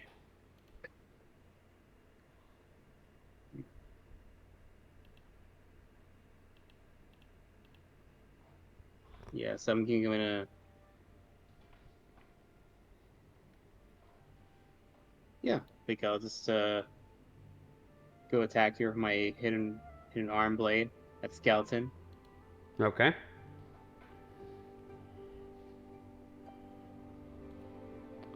That hits. Don't think it's a no sneak. No sneak, unfortunately. Alright. Mm-hmm. 9 damage is pretty good, though. He's looking very hurt. You can use the dagger if you would like for your offhand attack for a bonus action. Yeah, I'll use the that special dagger. Okay. The refined dagger. Go ahead and roll an attack for me. You can use the same stats as your normal dagger. Yeah.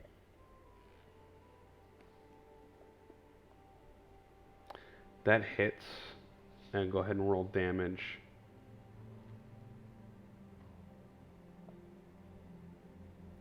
And it does enough damage to kill the Skelly Belly. That was your action. Your bonus action, would you care to move? Yeah, I'm moving. Actually, I think I'll just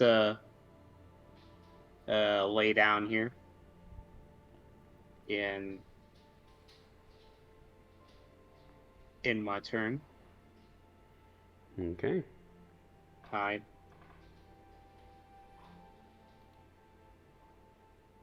Zombie number 1. He failed the save as well, so he can't move towards Edgar.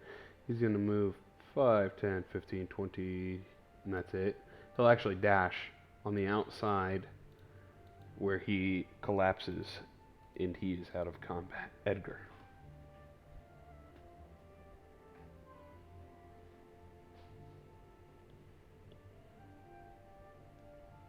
I will tell Bella that they aren't worth our time. Let's just get out of here. And I will dodge as an action. Dodge is an action. So they have to make both. They can't. The one can't. Oh no, they can make reactions. They both got to make wisdom saves though to even see if they can hit you. So I'll make 2 of those. They both failed. So.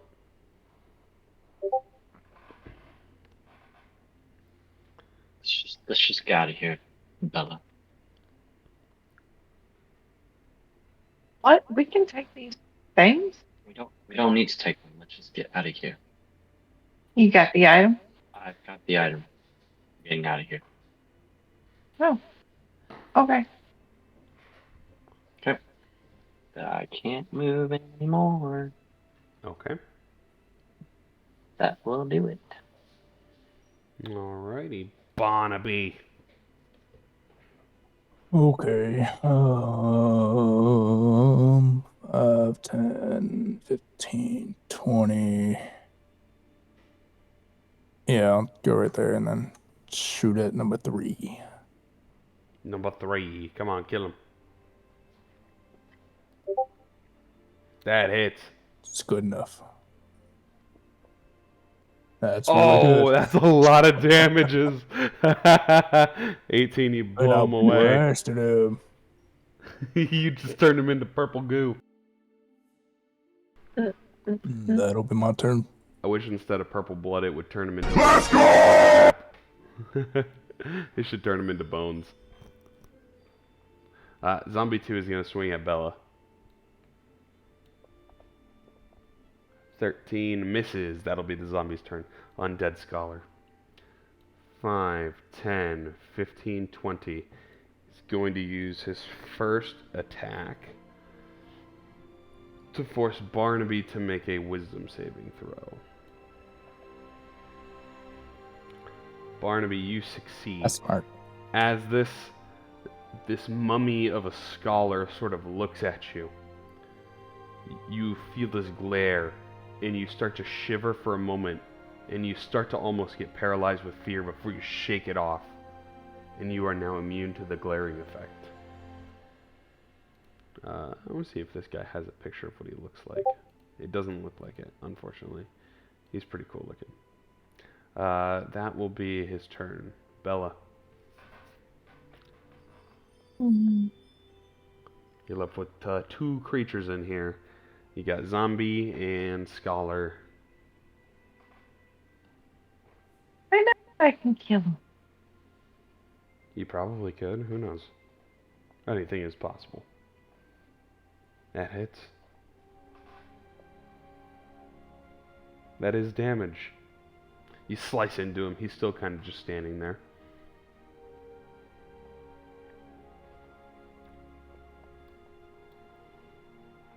That also hits.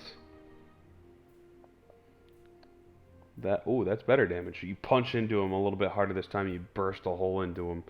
You see some of that purple blood drip out. I think actually, as you punch this individual through the stomach and you pull back, you see a pendant of the same symbol that was dangling above the church as you pull your arm back. Really? Yeah. Like, I could take it. You could if you wanted. Yeah, let's do that. You grab the symbol and pull it off. Mm-hmm. Okay. You now have an unknown iconographic kind of symbol for a religion you do not know. Or maybe you do, I'm not sure. That's, my turn, because the disengage would take an action, and I use my action. Correct. Garrett. Yeah.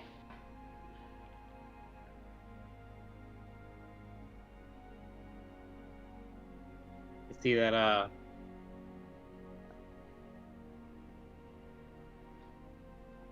Garrett Underview, more like under the pew.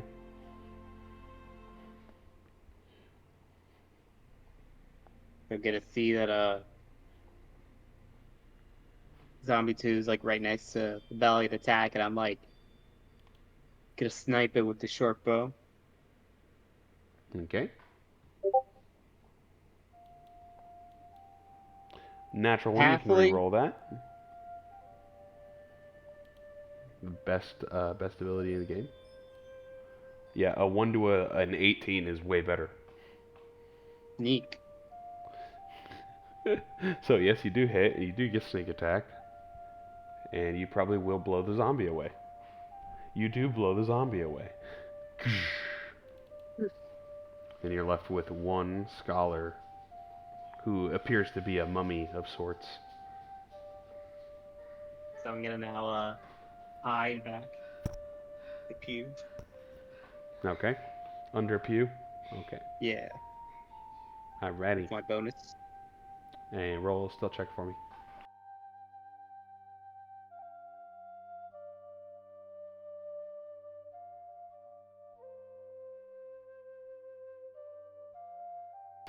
You think you're solidly stealthy.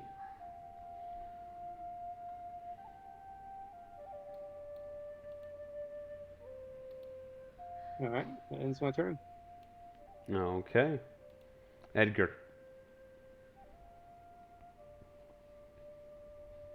Well, it is time to go. Stop playing around. Let's go. Okay, I got my ammo. Or whatever thing. Alright, I'm out of the church. Okay. Where you going? We don't need to fight them. Let him rest in peace.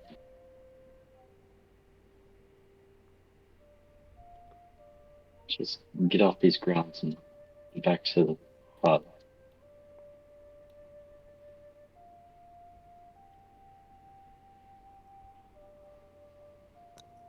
I use my But I action. got this new sword.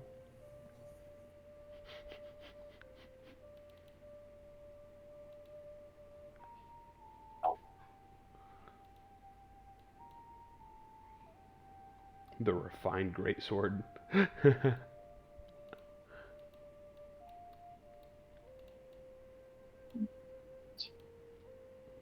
I'll just stand right there. I'll do it. Okay. Barnaby. I'm gonna use my new sword. Okay.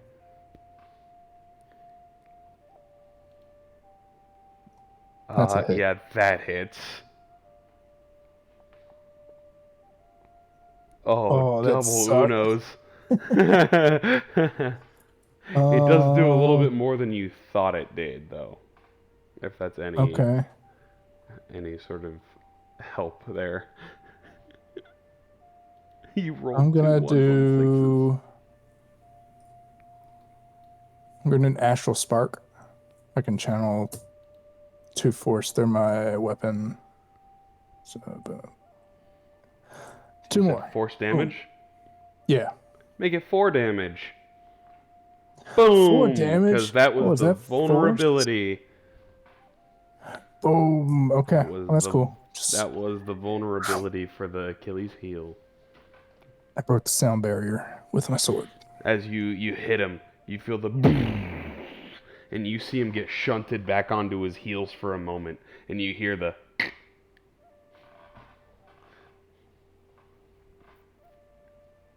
so. Hey guys, it's the force. It's the force, bro. It's the force. So, all of you are vulnerable to force damage currently. So, is that your turn there, Barnaby? That's my turn. Okay. You are one of the few people in here, so he cannot use the glare attack on you, so he's going to turn his eyes over towards Bella. He's going to be like, and he's going to glare at Bella.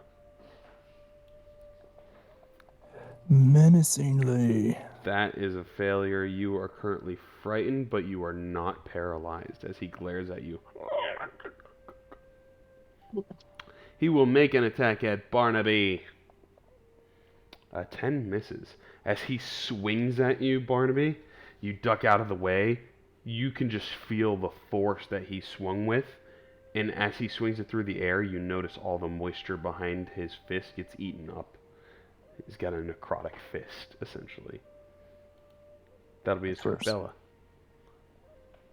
You are frightened of this creature, so you cannot move towards him. But I'm frightened, so I'm going to throw my spear at him. Okay, so you do have disadvantage on the attack.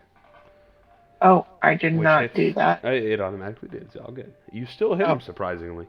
You're like, ah, and then you still just yeeted at him.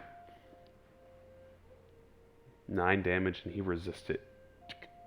And then I run away. Okay. 20, 21, 25, 30, 35, 40. Okay.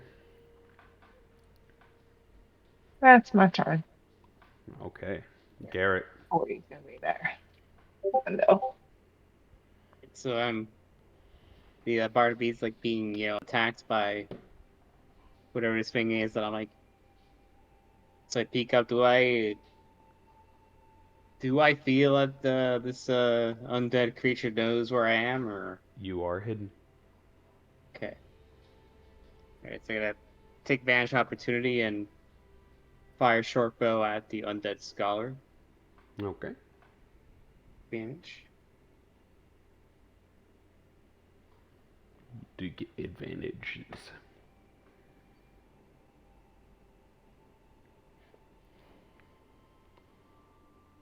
$11 hits. Barely. A little far, and I have to make sure I didn't hit Barnaby because barely got him. It's sneak attack. You get the sneakage. 8 damage resisted. Now I'm gonna hide back again with my bonus. Bonus action. Go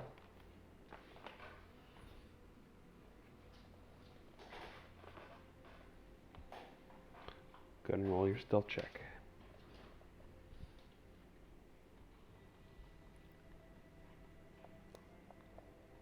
Natural 1, you can Halfling. re-roll it. 3, that doesn't really help much, unfortunately. Like the second worst roll for a halfling. Alrighty. Edgar.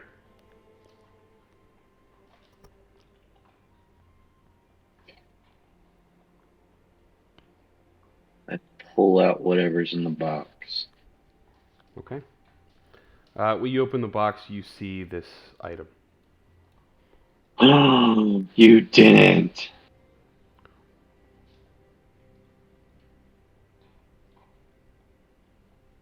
I'll hold it up to the scholar and say, "Is this what you want? Come and get it." Okay. else. See, it's great because Daniel knows what that item is. Edgar may or may not know what that item is. Uh, at the moment, no. Level 2. Level 2. Jeez. Now I know why. That's it. That's it? I'm Okay. gonna go cry. I'm gonna go cry now. Barnaby. Right on this. Yeah, that's my turn. I'm so sorry. Actually, I'm gonna re-roll that and use my inspiration. Fuck it. Inspiration reroll. I've had it for 3 sessions. That's better. A. And it wasn't ones. And notice he Oh, I'm doesn't gonna resist fucking this damage, so force obviously your weapon is damage. magical to some degree. And then force damage, double. And at that point, he is bloody as he kind of gets knocked back a little bit. Hey guys, I need some help. That's my turn. Okay, it's his turn, unfortunately. 5 to 10, 15, 20, 25, 30, 35, 40, 45, 50. So, unfortunately, Garrett, he does know you're there this time. So he's going to glare in your direction, and you're going to feel this presence, almost like it's watching you where you are. And you do succeed, so you are not frightened. And then he is going to make a fist attack at Barnaby. That hits, unfortunately. This is a lot of damage, I apologize. He slams into you with the fist, and it nearly throttles you to the ground. But you will make a Constitution saving throw now. Which you fail. We'll worry about that later. That's his turn.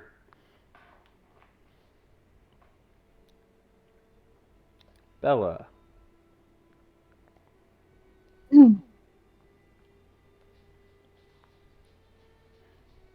Uh,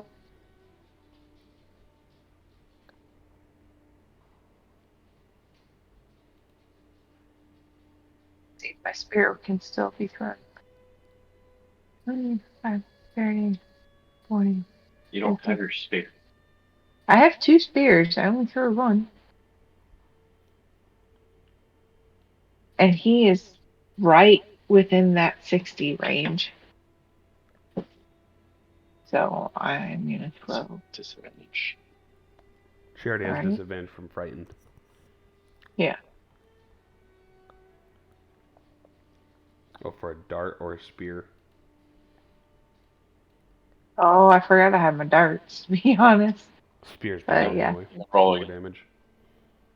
What? That was straight roll. Right, because he already has the disadvantage on it. No, you do. Roll one more. Actually, On you him or? only had one spear, by the way, which you already threw. Oh, So it would have okay. had Well to have been a then, dart. So just use roll one more time with the dart. disadvantage. Let me roll the dart. You don't need the disadvantage. It still hits anyway.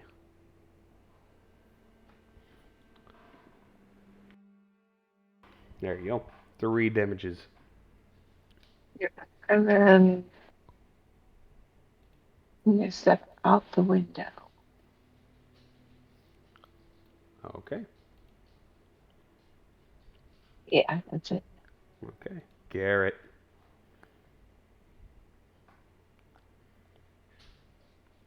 Alright. Let's see, Barnaby's getting in trouble. I'm gonna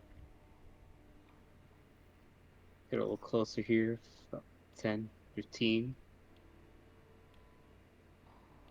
I'm gonna fire another short bow attack.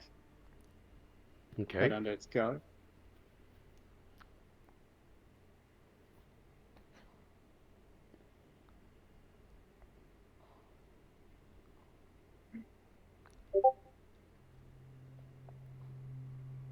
That hits with sneak attack.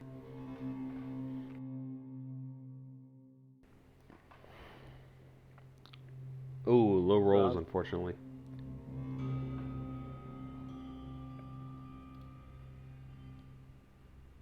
So gonna use my bonus to hide here.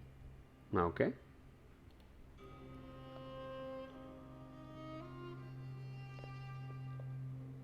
A little bit better.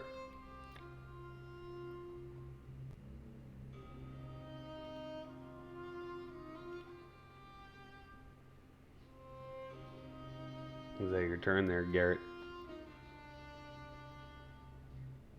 Yeah, will be my turn.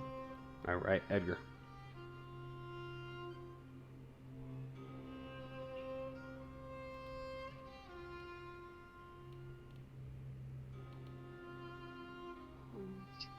Well, put the item back in the box. What happened? Put it back in the box. I'll close it. Say, don't touch Ella. I guess I'll make my way back inside. Okay. I just got out. Yeah, well, somebody's about to get floored. You are just about 60 away, so.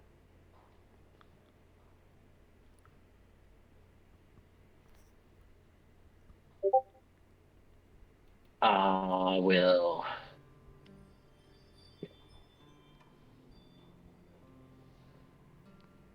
I'll dash. Make my way up. That's it. Okay. Barnaby. Okay. Well, I guess there's only the one thing I can do. Well, I guess there's a few, but okay. I'm alive. I'm dead. I'm alive. I'm just gonna slice at him. Okay. That hits. Big damage, big damage, big damage. No whammies. It's enough. It is indeed enough. Does a little bit more than you thought. That's my turn. Okay. He's going to move towards you there, Edgar. He's going to take a swing at you. Since all of you have resisted his glare. Oh, he has to make the save still. Oh, he misses anyway. It's whatever. That'll be his turn. Bella.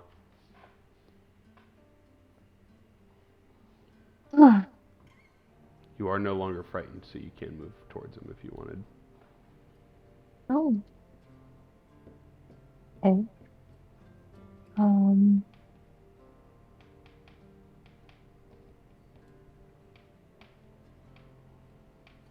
Yeah, I'm just in range of my dart. Misses. Really?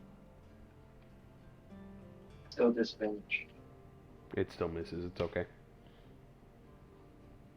I don't know if there's anything I can do from a distance other than my dart. Level 2. Level 2. I can't throw another dart. It would have to be an armed strike or something, right? Correct. Okay. I guess that was my turn. Alrighty, we're going to jump on over to Garrett. Alright. So I feel like the Undead Scholar sees me now. You feel more hidden this time. So I'm gonna get a surprise short bow shot. Give him the gift. Surprise! Surprise, motherfudger. That hits. Sneak attack. All fries, motherfudger. That's some better damage there. He's looking pretty hurt this time.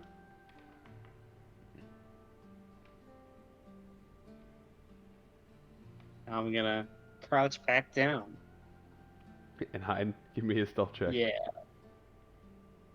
We'll jump over to Edgar. Edgar. Ooh, not the great. You're not sure. Edgar.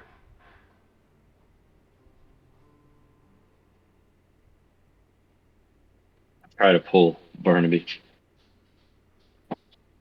Okay. It's time to go.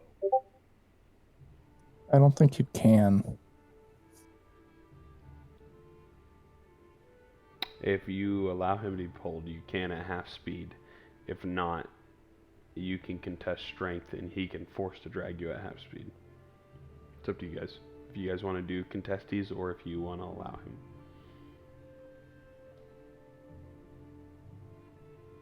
And being forcibly dragged out doesn't mean he can hit you with opportunity, but he can swing at the person dragging you out.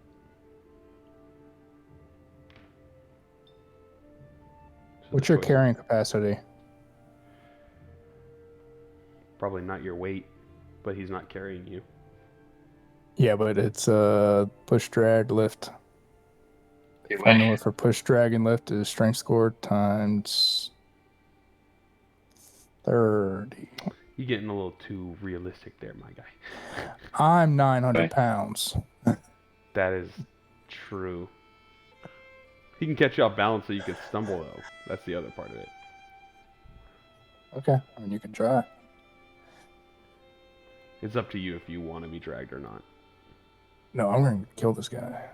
Okay. Again. So, we'll say in this case, since you have heavier carrying capacity and dragging, Edgar make a strength check or athletics check. Athletics at disadvantage. And Barnaby, you can make yours at advantage.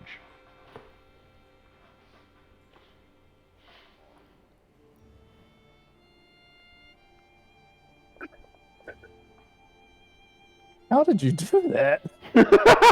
He's stronger than you thought.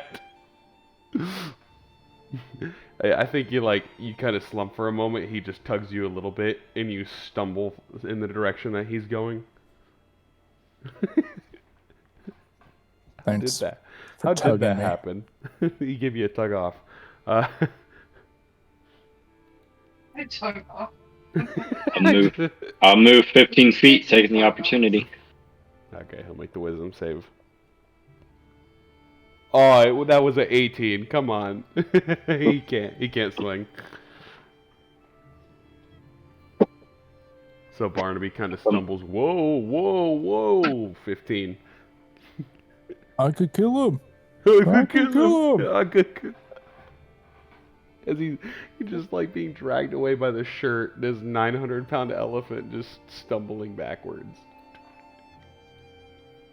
I'll put myself in front of him. Okay. Is that your turn? Yeah. Okay. Barnaby's just gonna walk back and shoot him. I still blasting. It hits barely. Holy Barely. shit. 11 is what you need. How I would you did like it. to do this? How would you like to do this? I stumble backwards. I'm getting pulled. I stumble backwards, and I'm walking towards the opening, and I just swing my gun around and just pop off, just hoping to hit him, and I barely hit him, and just shoot his head off. You spin around and you hear that click.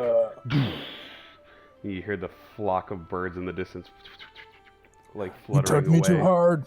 You Got a took me. headshot. Boom, headshot.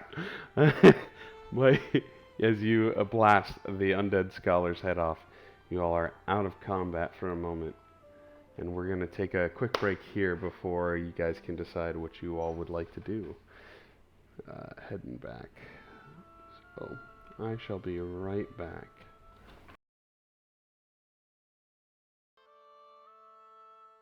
All right, I'll be right back.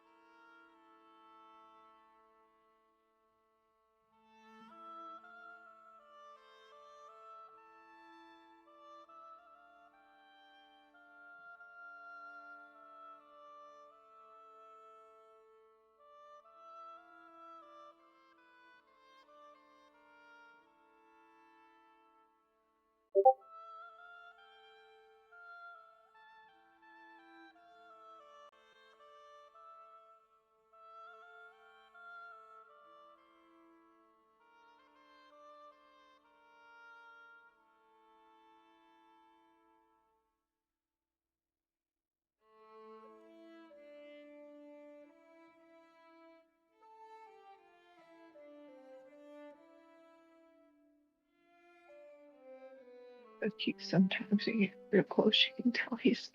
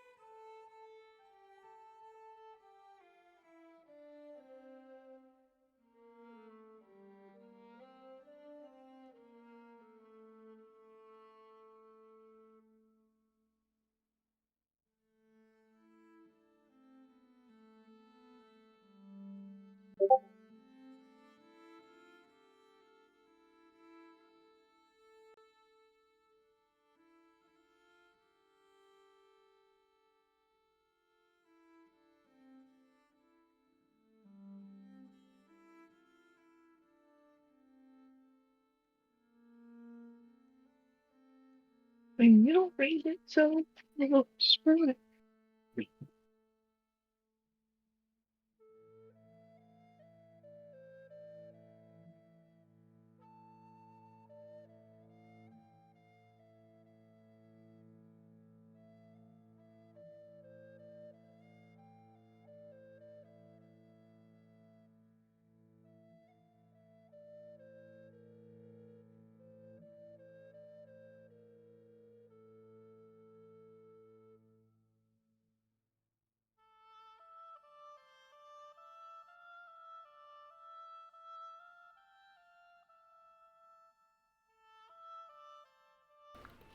Alright, I'm back.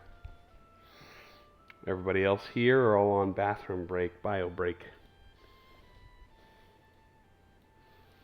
Bio break at B. Bio break-ish. I'm about ready to start feeding little man, but I can just mute my mic until I'm needed. Gotcha. So you guys Thank did you it all. without issues. Yeah. Daniel kept saying, run, run, leave, leave. I'm like, I want Damn to it. kill things. That one wasn't that bad. No one bad. I think Daniel was more worried about the whole scouting thing. He thought this was the one that I thought was going to kill everybody. There's another one that would have been more blatantly obvious that would have killed everybody.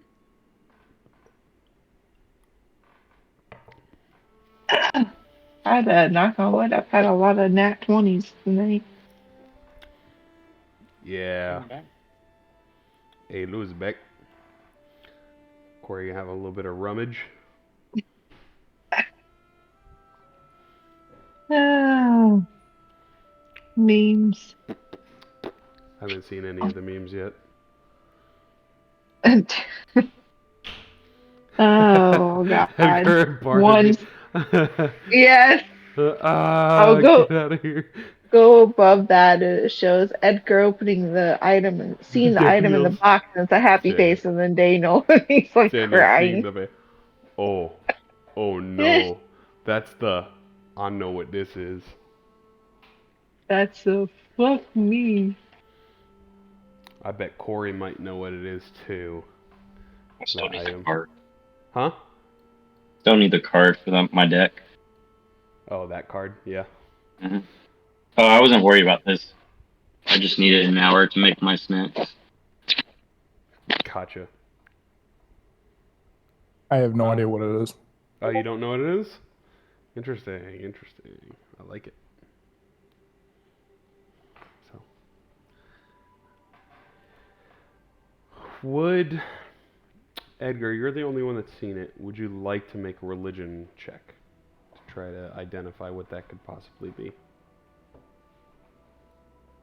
Oh.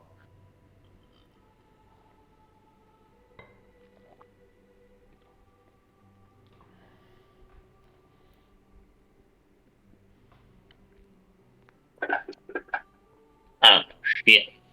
You're not too familiar with what this item would be. Let me go ahead and pull up the item again for everyone. It's under Images tab, not Encounters. So for everyone, it is quite literally a spine that goes into a stinger of sorts, and then it has a skull with a almost like a petal, a flowery petal that sort of separates the spine from the skull.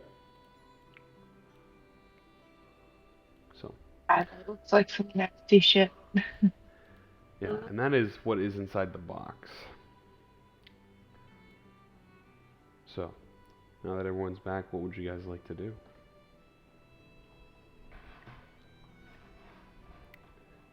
You are now seemingly in possession of some sort of artifact.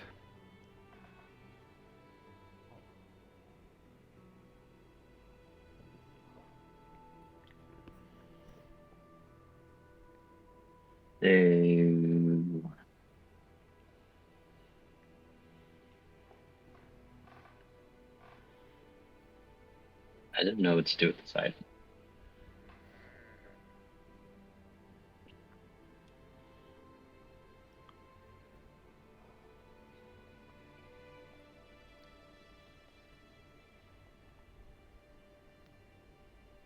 Well, we can get back to the guy, right?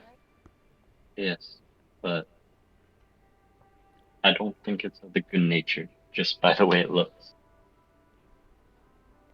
Well, we don't have to give it to him, but we can go see him and ask him more about it. After we get a nice long rest at an inn, because if he turns out to be some hocus pocus evil dude, I'd like to be well rested before I start battling that shit. I don't think we should bring this into town, though. Okay, then we need to find a safe place to camp out. Let's cook his ass. Let's get So some let's answers rest. first before we start kicking ass. But I do agree, let's kick his ass. Let's just see where he is in all this. Can't assume.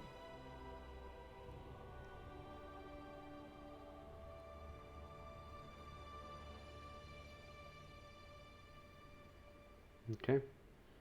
So by the sounds of it, are you guys gonna camp out somewhere in between the village and here, and then see him in the morning? Essentially, is what it sounds like. Away from dead bodies. So you guys want to kind of be in the halfway, like walk back 20 minutes and camp out in the woods. Yes. Okay. So you guys walk out, camp out in the woods. I'll roll one more. Someone roll a d20 for me. I got it.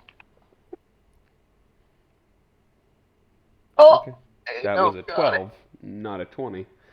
And somehow it my had a bad. higher chance of hitting it, and it still didn't. You Okay, should have well, stayed with the 12. okay, well, we can do that. Yeah, okay.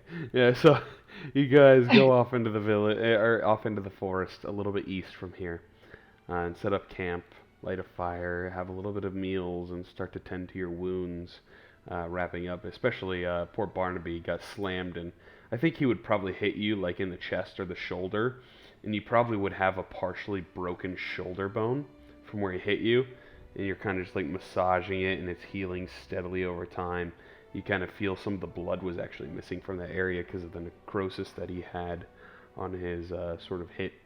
So you're sort of just mending that over time, and you'll get a nice long rest before waking up in the morning. I would like someone else to roll a d20 for me, please. Someone else. So we get a new moon. What's that, Barnaby? What? Roll a d20, please.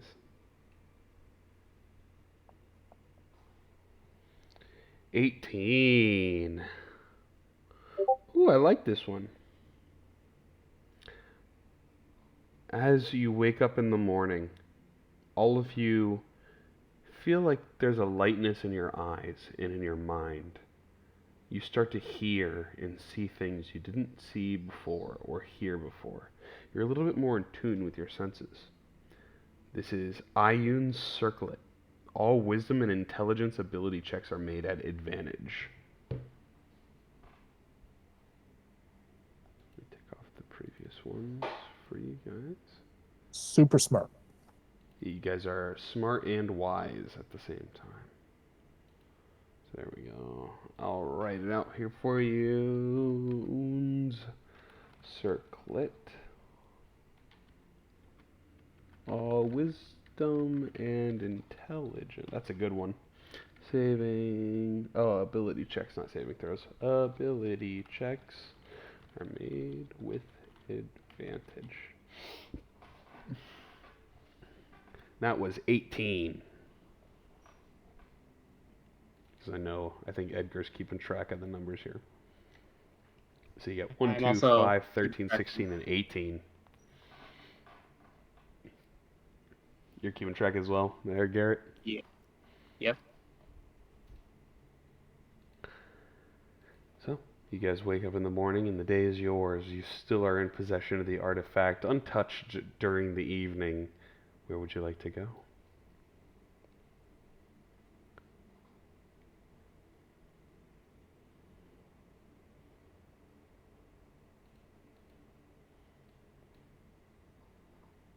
All right, we did it. So, I guess we can get back to that church.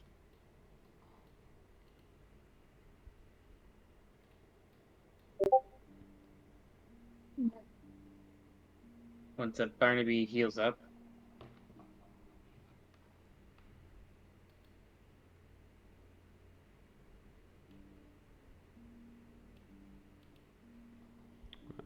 Barnaby is healed. Still not feeling 100% though, Barnaby. But you are healed of your wounds.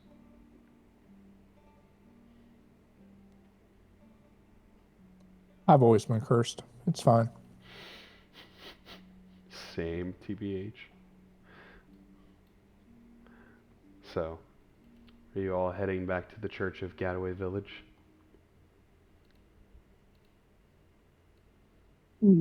Yes, I think so.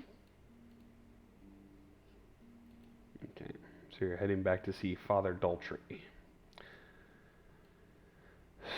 So, let me pull up here again. You guys are going to the church. Beautiful church. And as you sort of enter in, it's early in the morning. You'd probably see him sipping tea behind the altar in the back. Oh, welcome back, my children. I'm so blessed to see you have made a return, a safe return at that.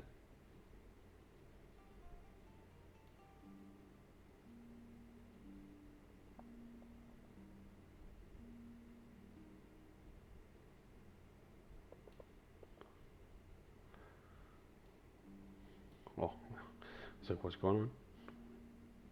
He's dead? He's dead? He's killing him? No, I was just making sure I did right. I got you. So Father Daltrey's like, welcome back, children. Is everything okay? You aren't injured, are you? No. We're good. That is good.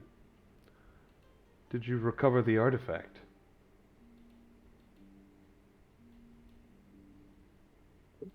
What was this artifact we were supposed to procure? It was a vast amount of collected unholy energy that was being watched in the church. You see, the church that you were previously in was a Church of the Morning Lord, which is a benign and good deity that sort of praised the light in the sun. And it was sort of overseeing that artifact, but it fell long ago, and I had no way of retrieving it. And previous parties and adventurers that have went there weren't able to collect it either. So, I think it is back in the rightful hands. Insight. Insight? Yep. Go ahead and roll an insight. If you saw what I saw this morning, you'd say the morning wood. 28 count.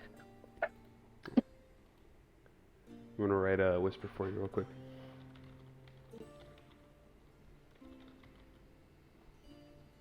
You're all fucked.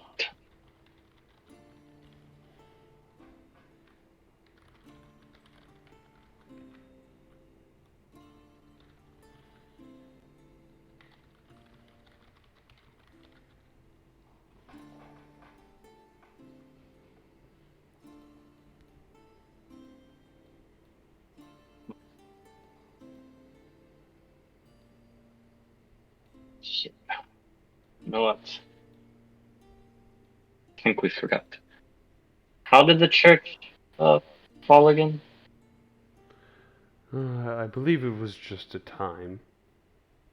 I'm not quite sure if there was an incident or anything that have occurred inside the church.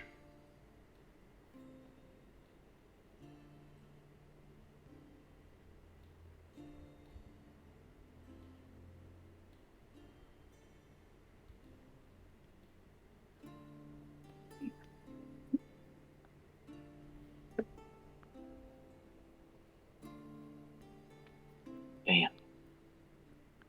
That's terrible. It's very terrible. But you know that the artifact is safe here with me.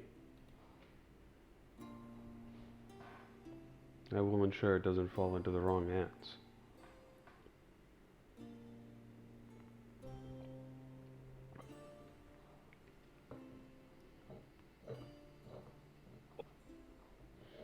You know, I would believe you, except there was a big hole in the church. I doubt that was time. The hole in the church? What hole? It's a holy church.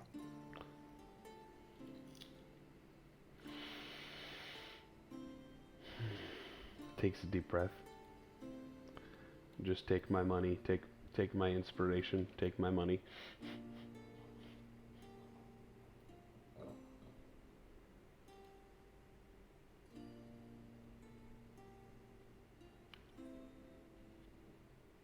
You do know what this thing is, do you?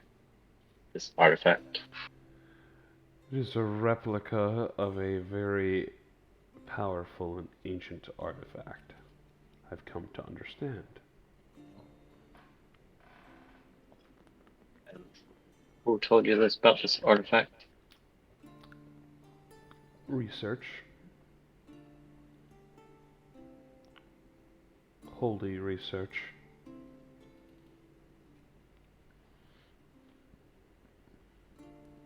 How would you know it's a replica? I doubt that the real one would be here.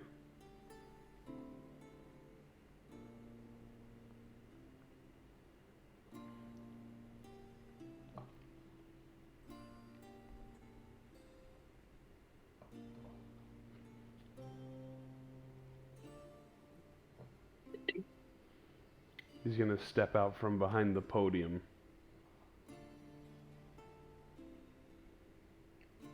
And start to walk towards you slowly. I'm gonna slowly walk back.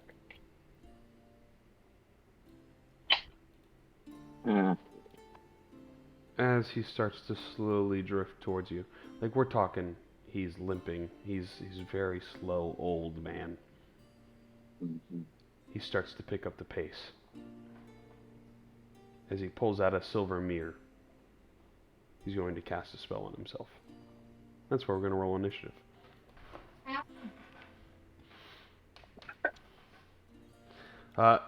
Edgar, you recognize the spell. He is casting Sanctuary on himself.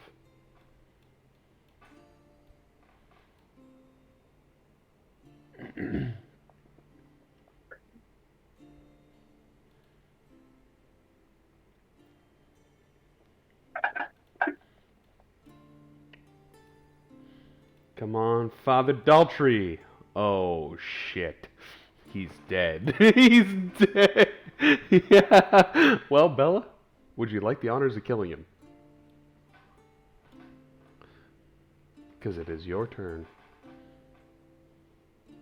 Although you do He's have not to on make the thing. Oh, he's invisible. Pardon me. He does have Sanctuary, so if you are going to attack him, you have to make a Wisdom saving throw.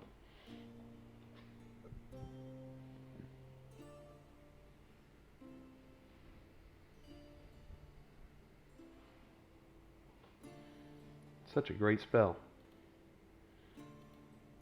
And you fail the Wisdom save, so you cannot attack him this turn. You can move wherever you would like, you just can't hit him.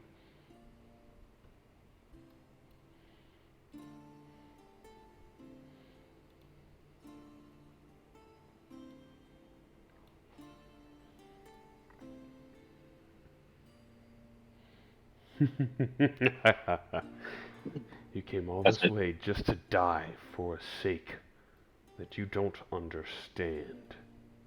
That's your turn, Bella? Yes. Okay. Edgar.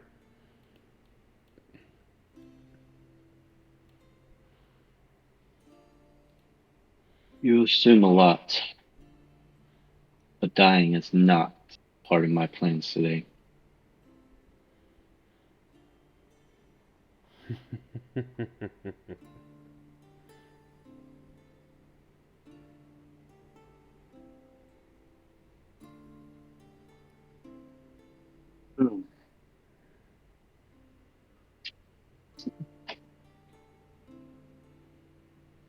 I too will cast Sanctuary Good spell.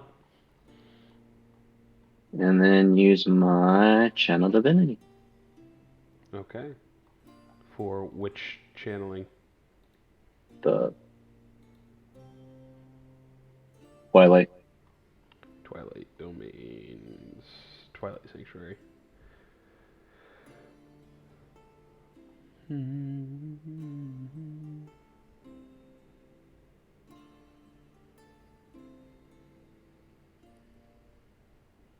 Oh, what is the Twilight one?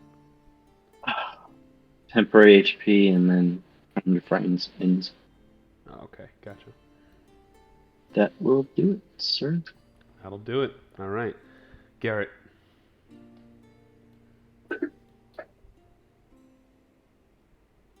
See that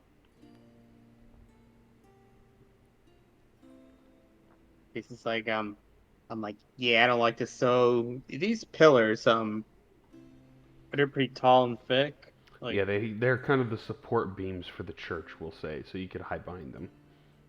ooh. Garrett's like, ooh, I like that. Yeah, so I'm gonna roll. And here I'm gonna use my. I guess I'll just attack this turn regularly. Gotcha. Basically, right before I get to the pill, I'm gonna do a short bow at the priest. Okay. And you are not in the range of Sanctuary, so you don't have the spell effect. Nice.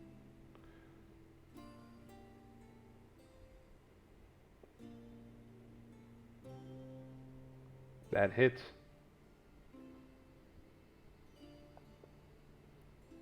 5 damage.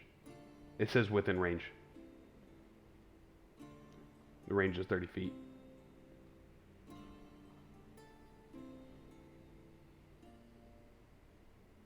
No, you ward a creature.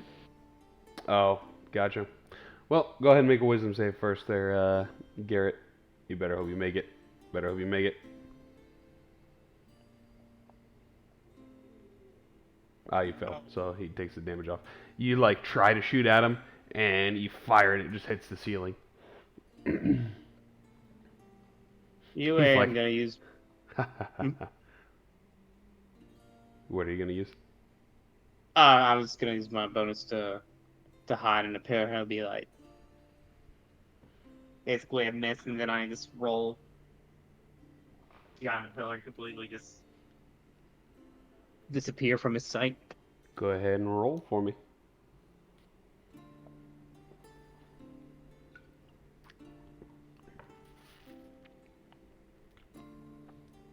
Okay. You're unsure how well hidden you are to the perceptive cleric.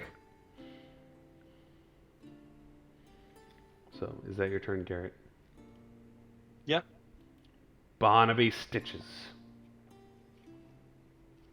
I am going to. Well, I see that attacking isn't really working, so I will do. You can attempt to attack Grease. him. Okay. That works too. Technically, it's not an attack. He's prone. Fails. No, Grease is not an attack because it's not directly hitting him. So he falls on his And butt. And he's like, "Oh, I'm so old. I can't get up. I think Life I alert!" moved 5 feet. 10, 15, 20, 25. Yep. I moved there. Okay. That my turn. He's going to use half of his 25 speed to stand up. And he'll use the rest of it to move outside. So I can get rid of this then. He is going to cast a spell on himself.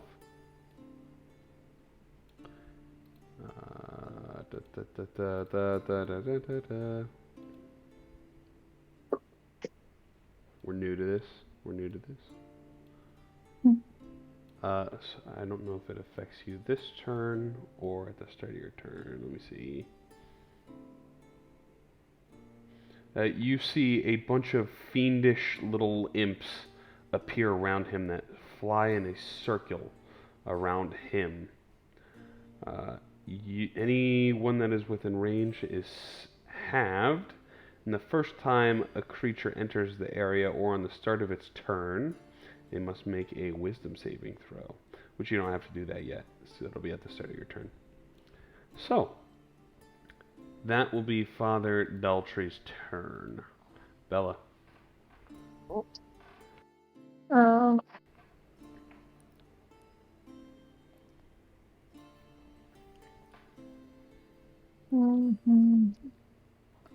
also when he when he cast the spell, he pulled out what looks to be a symbol of a goat head with curved horns.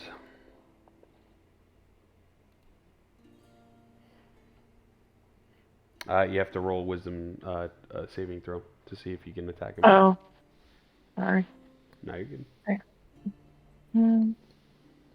Let me see if it succeeds. Is 3. Meet it to beat it. So you do get the damage off. So go ahead and roll the damage on him.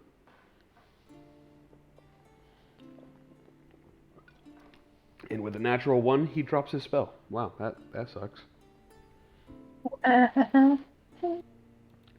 There goes his Spirit Guardians. Third level spell. 3, 7, 40. Alright, that's my turn. Alrighty. Edgar.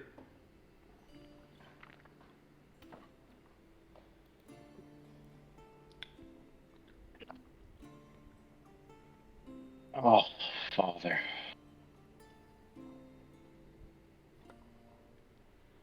Think you're so clever. What are you talking about? Fortunately for you, I am the real deal.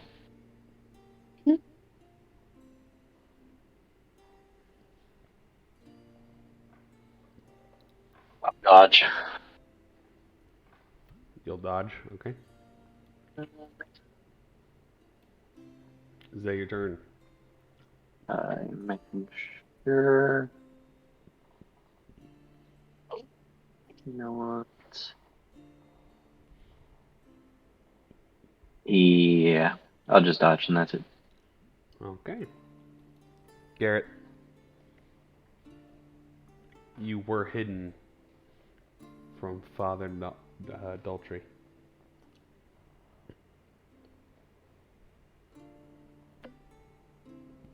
I'm gonna take a advantage I was hiding and Go ahead and make a Gonna fire an wisdom attack. saving throw first.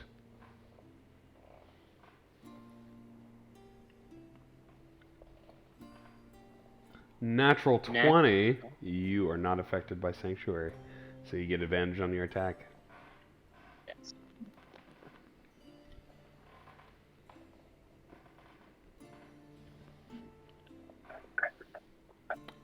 That hits with sneak attack.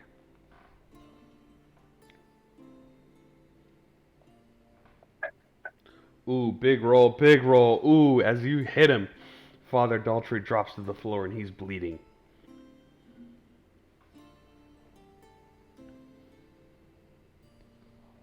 And I'm like, all right, we can stop this now. We stop this when we die. I was hoping you were going to say that. I'm like, all right You'll then. send me to him sooner. And I'm like, okay then. And I go back and hide at their pillow. Okay pillow. then, I'm out of here. Go ahead and roll a stealth check. Okay then, I'm out of here. Disappears behind the pillar. Alright, is that your turn, Garrett? Yeah, that's my turn. Barnaby. If you get the wisdom saving throw, you could finish him off. I know. Yeah, let's just do that. Oh. No, I failed. Unfortunately, buddy. You're in the bucket. You're the Vinny tonight. I am. Okay. Well, I mean, I can still move, so 10, 15, 20. Right there. Okay. My turn. Father Daltrey is going to cast the same spell on himself with his last 3rd level spell slot.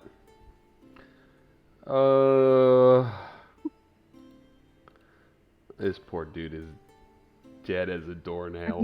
Yep. This dude is so screwed. That will be his turn. Bella. As you start your turn, go ahead and make a wisdom saving throw.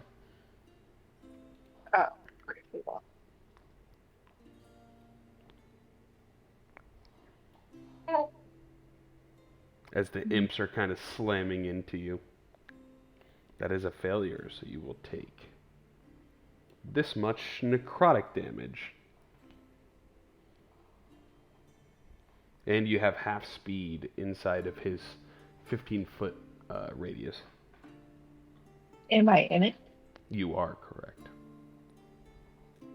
No, I'm not. Now you're not. Now you won't take the damage, and you don't have reduced speed. Mhm. But I can't attack him now, right? You can roll a wisdom saving throw to see if you can. Oh, you already... roll another one. Because that was for the save of the spell. You cannot attack him, correct? I can or can't? Cannot. Oh, okay. Sanctuary. Okay. Is that your turn, Bella? Yes. Edgar.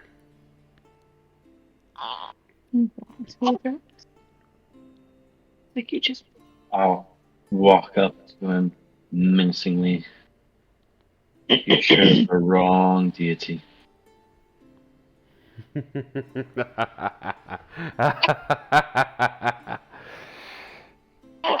Did I?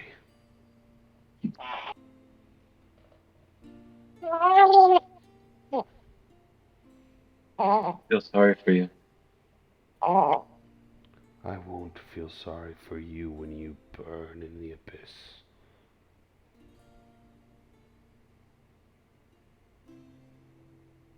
Father, I've been to Walmart before. What's that? Exactly. I will dodge again. Okay. That's it. Okay. Garrett, who was hidden.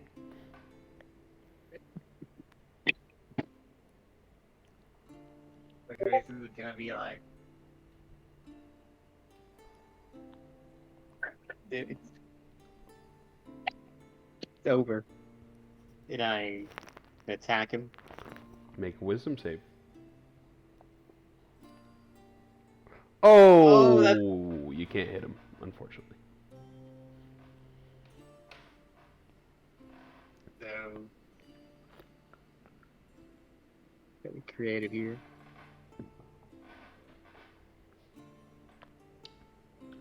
What are you doing there, Garrett?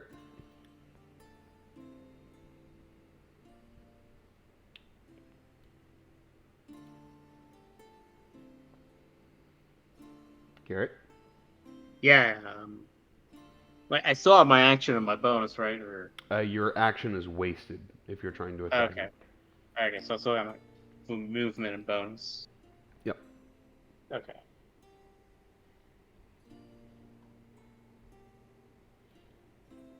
Yeah, I think for now I'm gonna move. Let's see.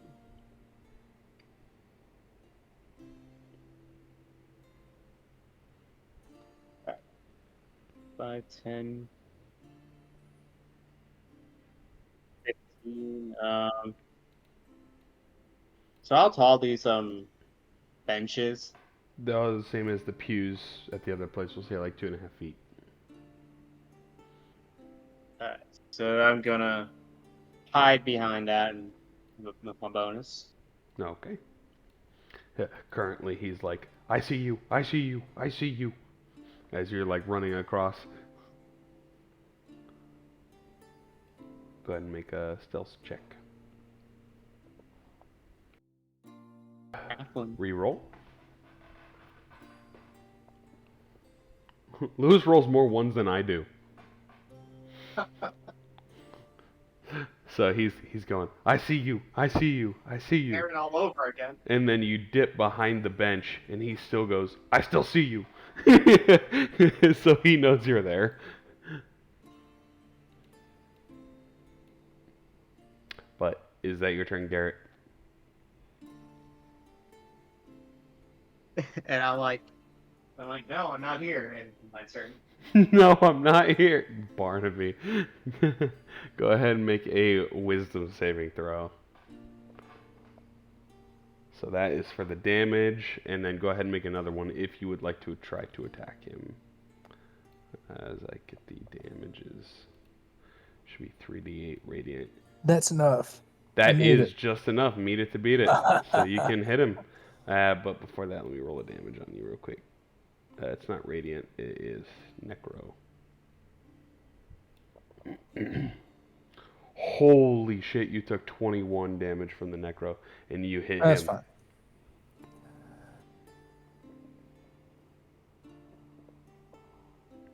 Go with the sword, and he succeeds. He's looking real rough. I'm gonna do Oh, he did take 1 extra damage too. an astral spark. Boom! I killed him. Ah. How would you like to do this? Yeah, because he took 1 extra from the actual magic of the sword, so that was just enough to hit him. I'm gonna pierce him straight through the stomach and like pick him up in the air.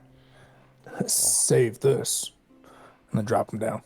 So you run him through, kind of like a rhino, and pick him up into the air, and you channel your astral spark in with the force magic. You blow him off the top of the sword, and he flops onto the ground. You hear him in his dying moments. He's like, Orcus will find you, and he will end you. As he takes Or a deep kiss these breath in. nuts. As he takes a deep breath in, his stare goes blank. You all are out of combat.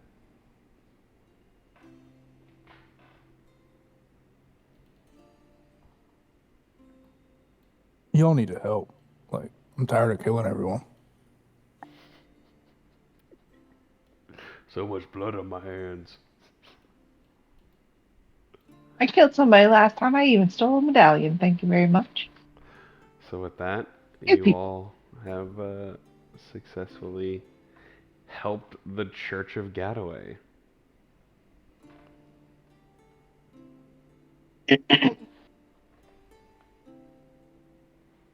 Edgar, I would like you to please make a religion check for me.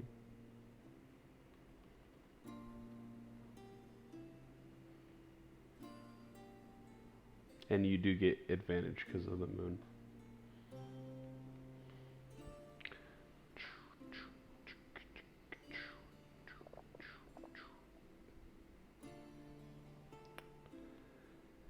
You think about the symbol.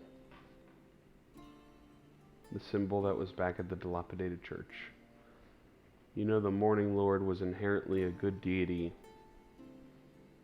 and the zombies and skeletons that came to life only did so after you took the artifact. So thinking back, you kind of believe that they were sort of a good thing that was put there to prevent it from being stolen in the first place.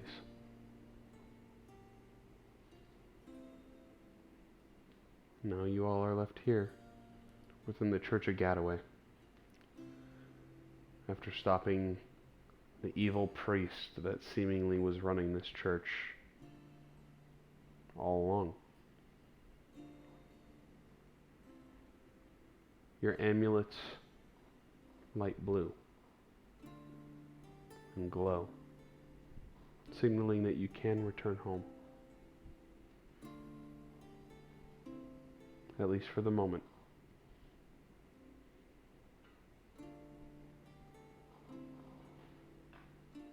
I get up That- from the up behind the bench and sit down. Like I see, like, oh, nice job, Barnaby. You gave that guy the old surprise attack. Lewis sounds like he's in a different room. Yeah. Oh yeah, that's right. I keep forgetting. Yeah, well, I was saying I just leave from behind. Sit on the couch. I see. Nice job, Barnaby. You gave him the surprise attack. Can you hear me? You can from see, over there? I sneaked up on him. Stabbed him. Yeah, that's how you throw a surprise party.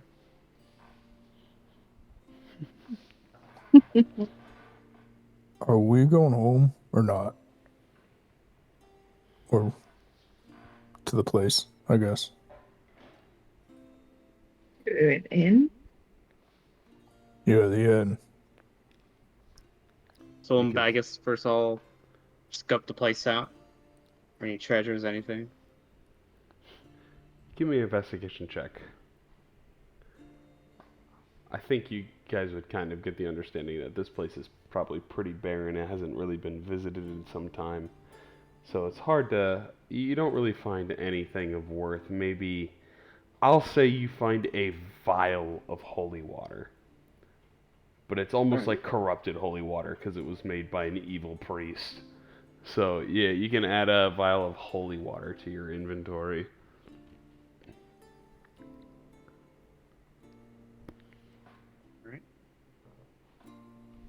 Or I'm like, I just see I was about to put it in my pockets or my bag or wherever, and I see it seems like something you'd be interested in, Edgar, and I give the vial to him. I appreciate it. Put a vial.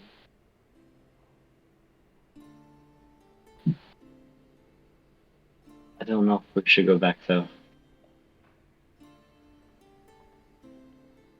I'm not sure what to do with this thing anymore.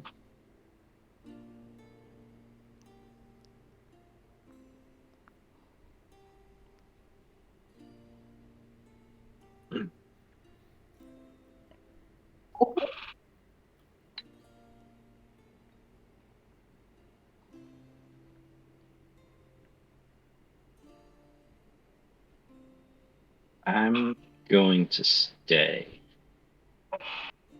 Stay. Yes. You have Stay? the option to leave whenever you would like now. Just because you don't leave now doesn't mean it will always deactivate.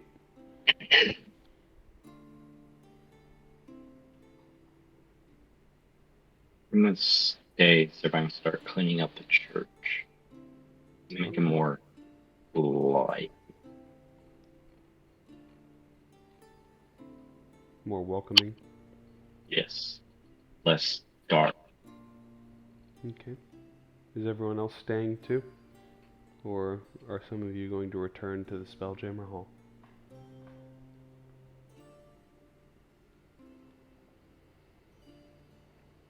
I guess I'll stay. Yeah, I'll stay and help you. That'll help Edgar out. Okay. As all of you sort of remain here within the church, tending and cleaning to the church in the fallen place of this priest that presented an evil to this holy ground. You all try to make it right. You spend your evening cleaning up this place, making it spick and new, at least for the next person to take over.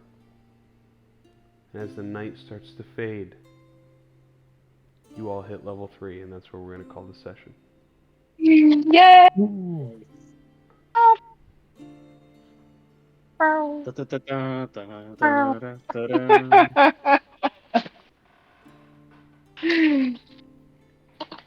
Oh, I almost woke up myself. Sounds So like a welcome great to time level playing 3. Druid.